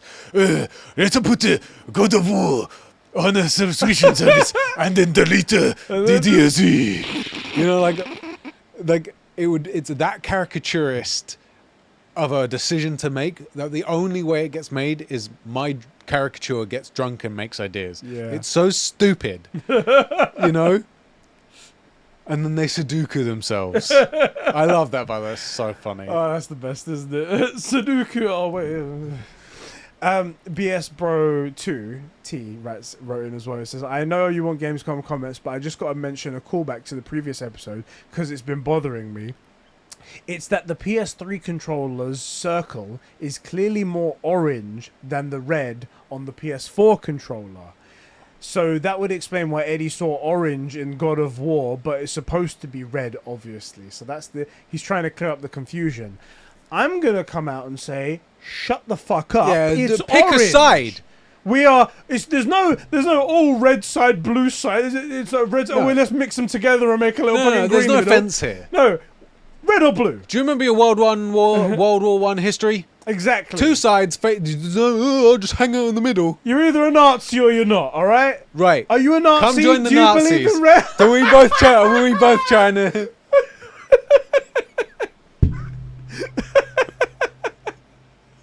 Oh, I love we both made the same joke.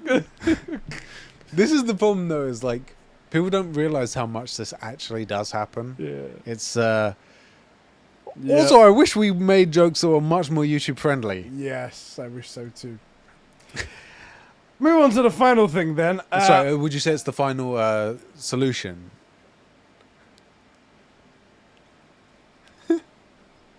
That is a Shep's joke, just to confirm that is a Shep's joke. I'm not going to involve I made a myself joke, so I was playing Apex with Rob. Yeah. And there's a guy in there called Caustic. I don't know if you ever played with him. Yeah. So this dude chucks down these gas canisters, right? And they damage your health under your shields. And his ultimate is this giant gas cloud. And he's really good for holding buildings. And we made this joke. I was like, there's another character called Watson, and she puts down these electric fences. And I was like, when there's a map with lots of houses, I'll play Watson, you play Caustic, I'll set up the fences, you do the gas, and we'll make Auschwitz.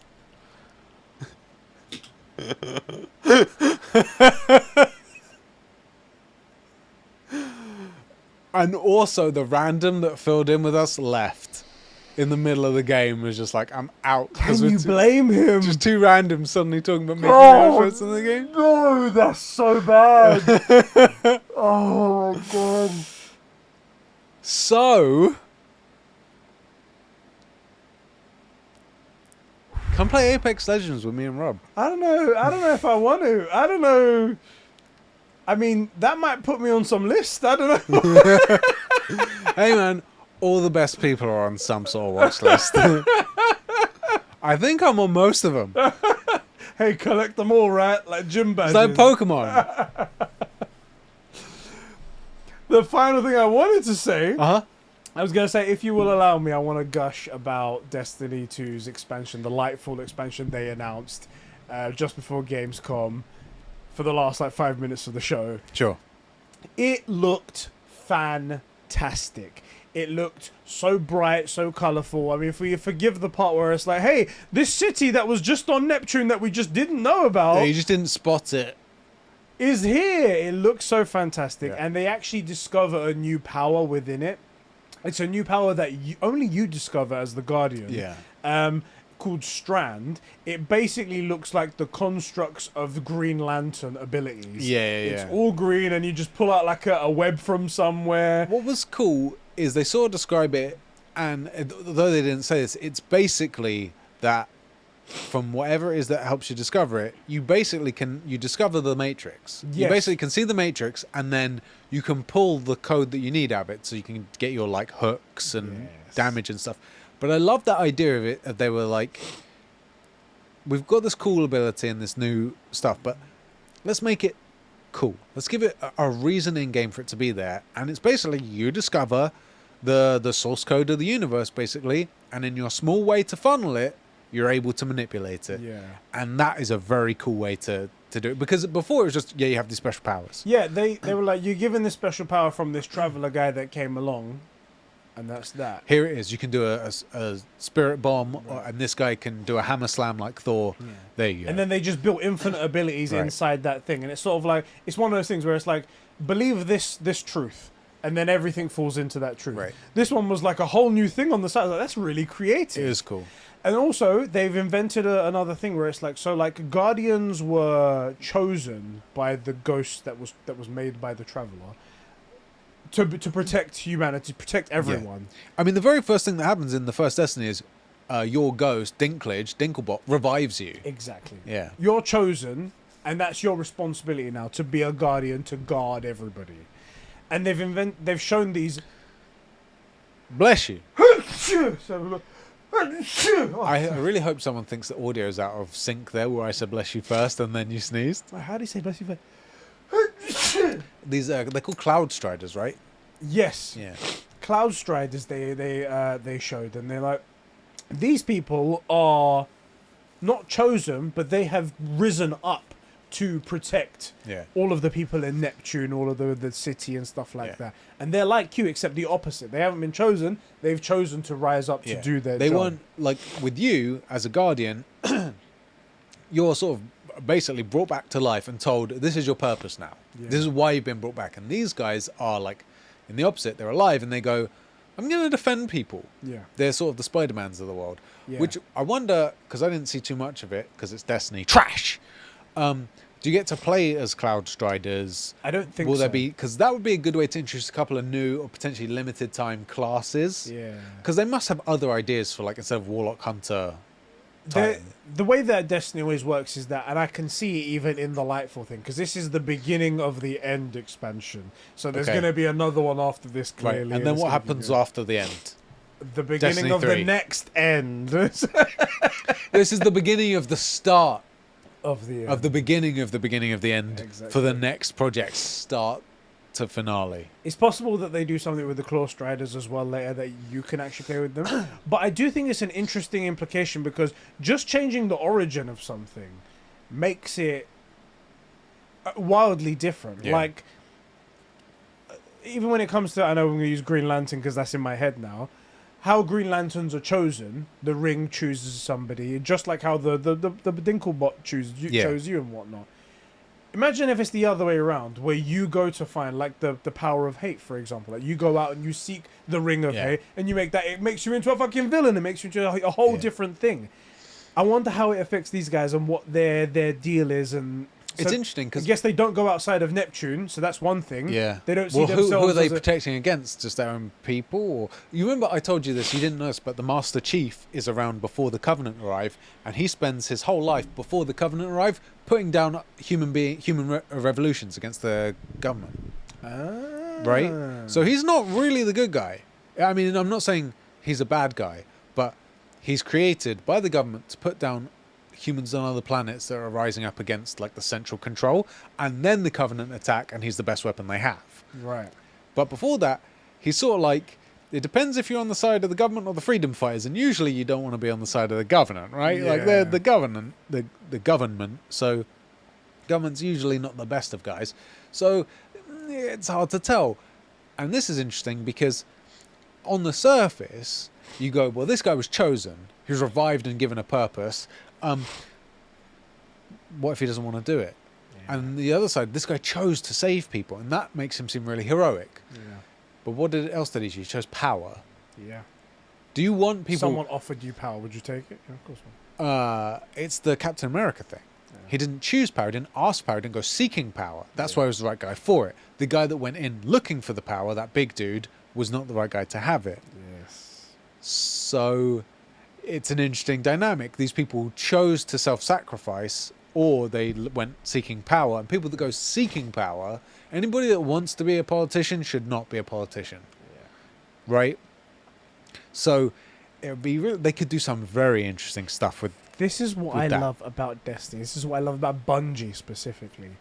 They are very, very, very good at inventing a world and inventing lore, inventing a new look at something, introducing brand new takes into something existing. They're making it seem like it was all organic from the beginning. Bungie just smacking this situation. Yeah.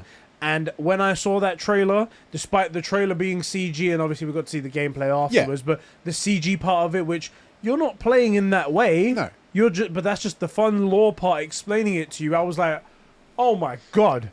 this is amazing. Right. And I was like a child smiling the whole time.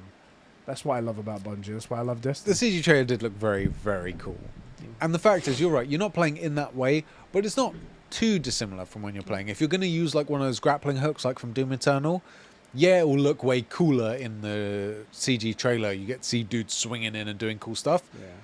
But people do swing in and do cool stuff in the game. That's the thing. They This showed happens. they showed a gameplay version of it as well, and it showed like 3 people almost doing that Spider-Man effect where Yeah. they grapple on. In this world, it's that you pull the strand from just out of the sky Yeah. because you're pulling it from the energy Yeah, of the you're connecting universe. that thing to you. Yeah. Exactly. So it's like you're doing that, but all 3 of you are doing it like, and you're all going around the Yeah, corner. it's cool. And I was like, oh shit, that looks a cool movement. It looks right cool, there. man. Anyway, we are very close to the 3-hour mark. Yeah, on our we thing need where to we go. hard stop. We're Uh, less than 2 minutes. Dear Runic Firebird, get fricked. I remembered the whole way through, but just didn't want to do it this time. No correcting conversations. We will 'cause suck a 100% dick. do it next week. I would not say 100%. We'd never 100%. guarantee it. Shaps will always guarantee it, but then always All I forget it. guaranteed is it wasn't forgotten. I never said we were going to do a segment. I think I saw his thing as well. He was like, you say, actually, he goes into it. So prepare for a ripping in the next one. Yeah. Anyway, thank you guys so much for tuning into another episode of the True Game Podcast. Hope you guys enjoyed it. Let us know your feelings on everything that we mentioned. The Yep. new controller, PlayStation 5 being more expensive, the Gamescom stuff, all the brand new games. And don't forget to send us your clips and timestamps and stuff. Great time to ask it after a 3-hour podcast. Your best Exactly. bits, not the Auschwitz thing. I We're was not going to not say going the with that. Auschwitz thing is going to be it. It's going to be Oh, shit. Oh, I here don't know we why I go. admitted that. Take care, everybody. Love you so much. And we'll see you all in the next one. Bye. Just under...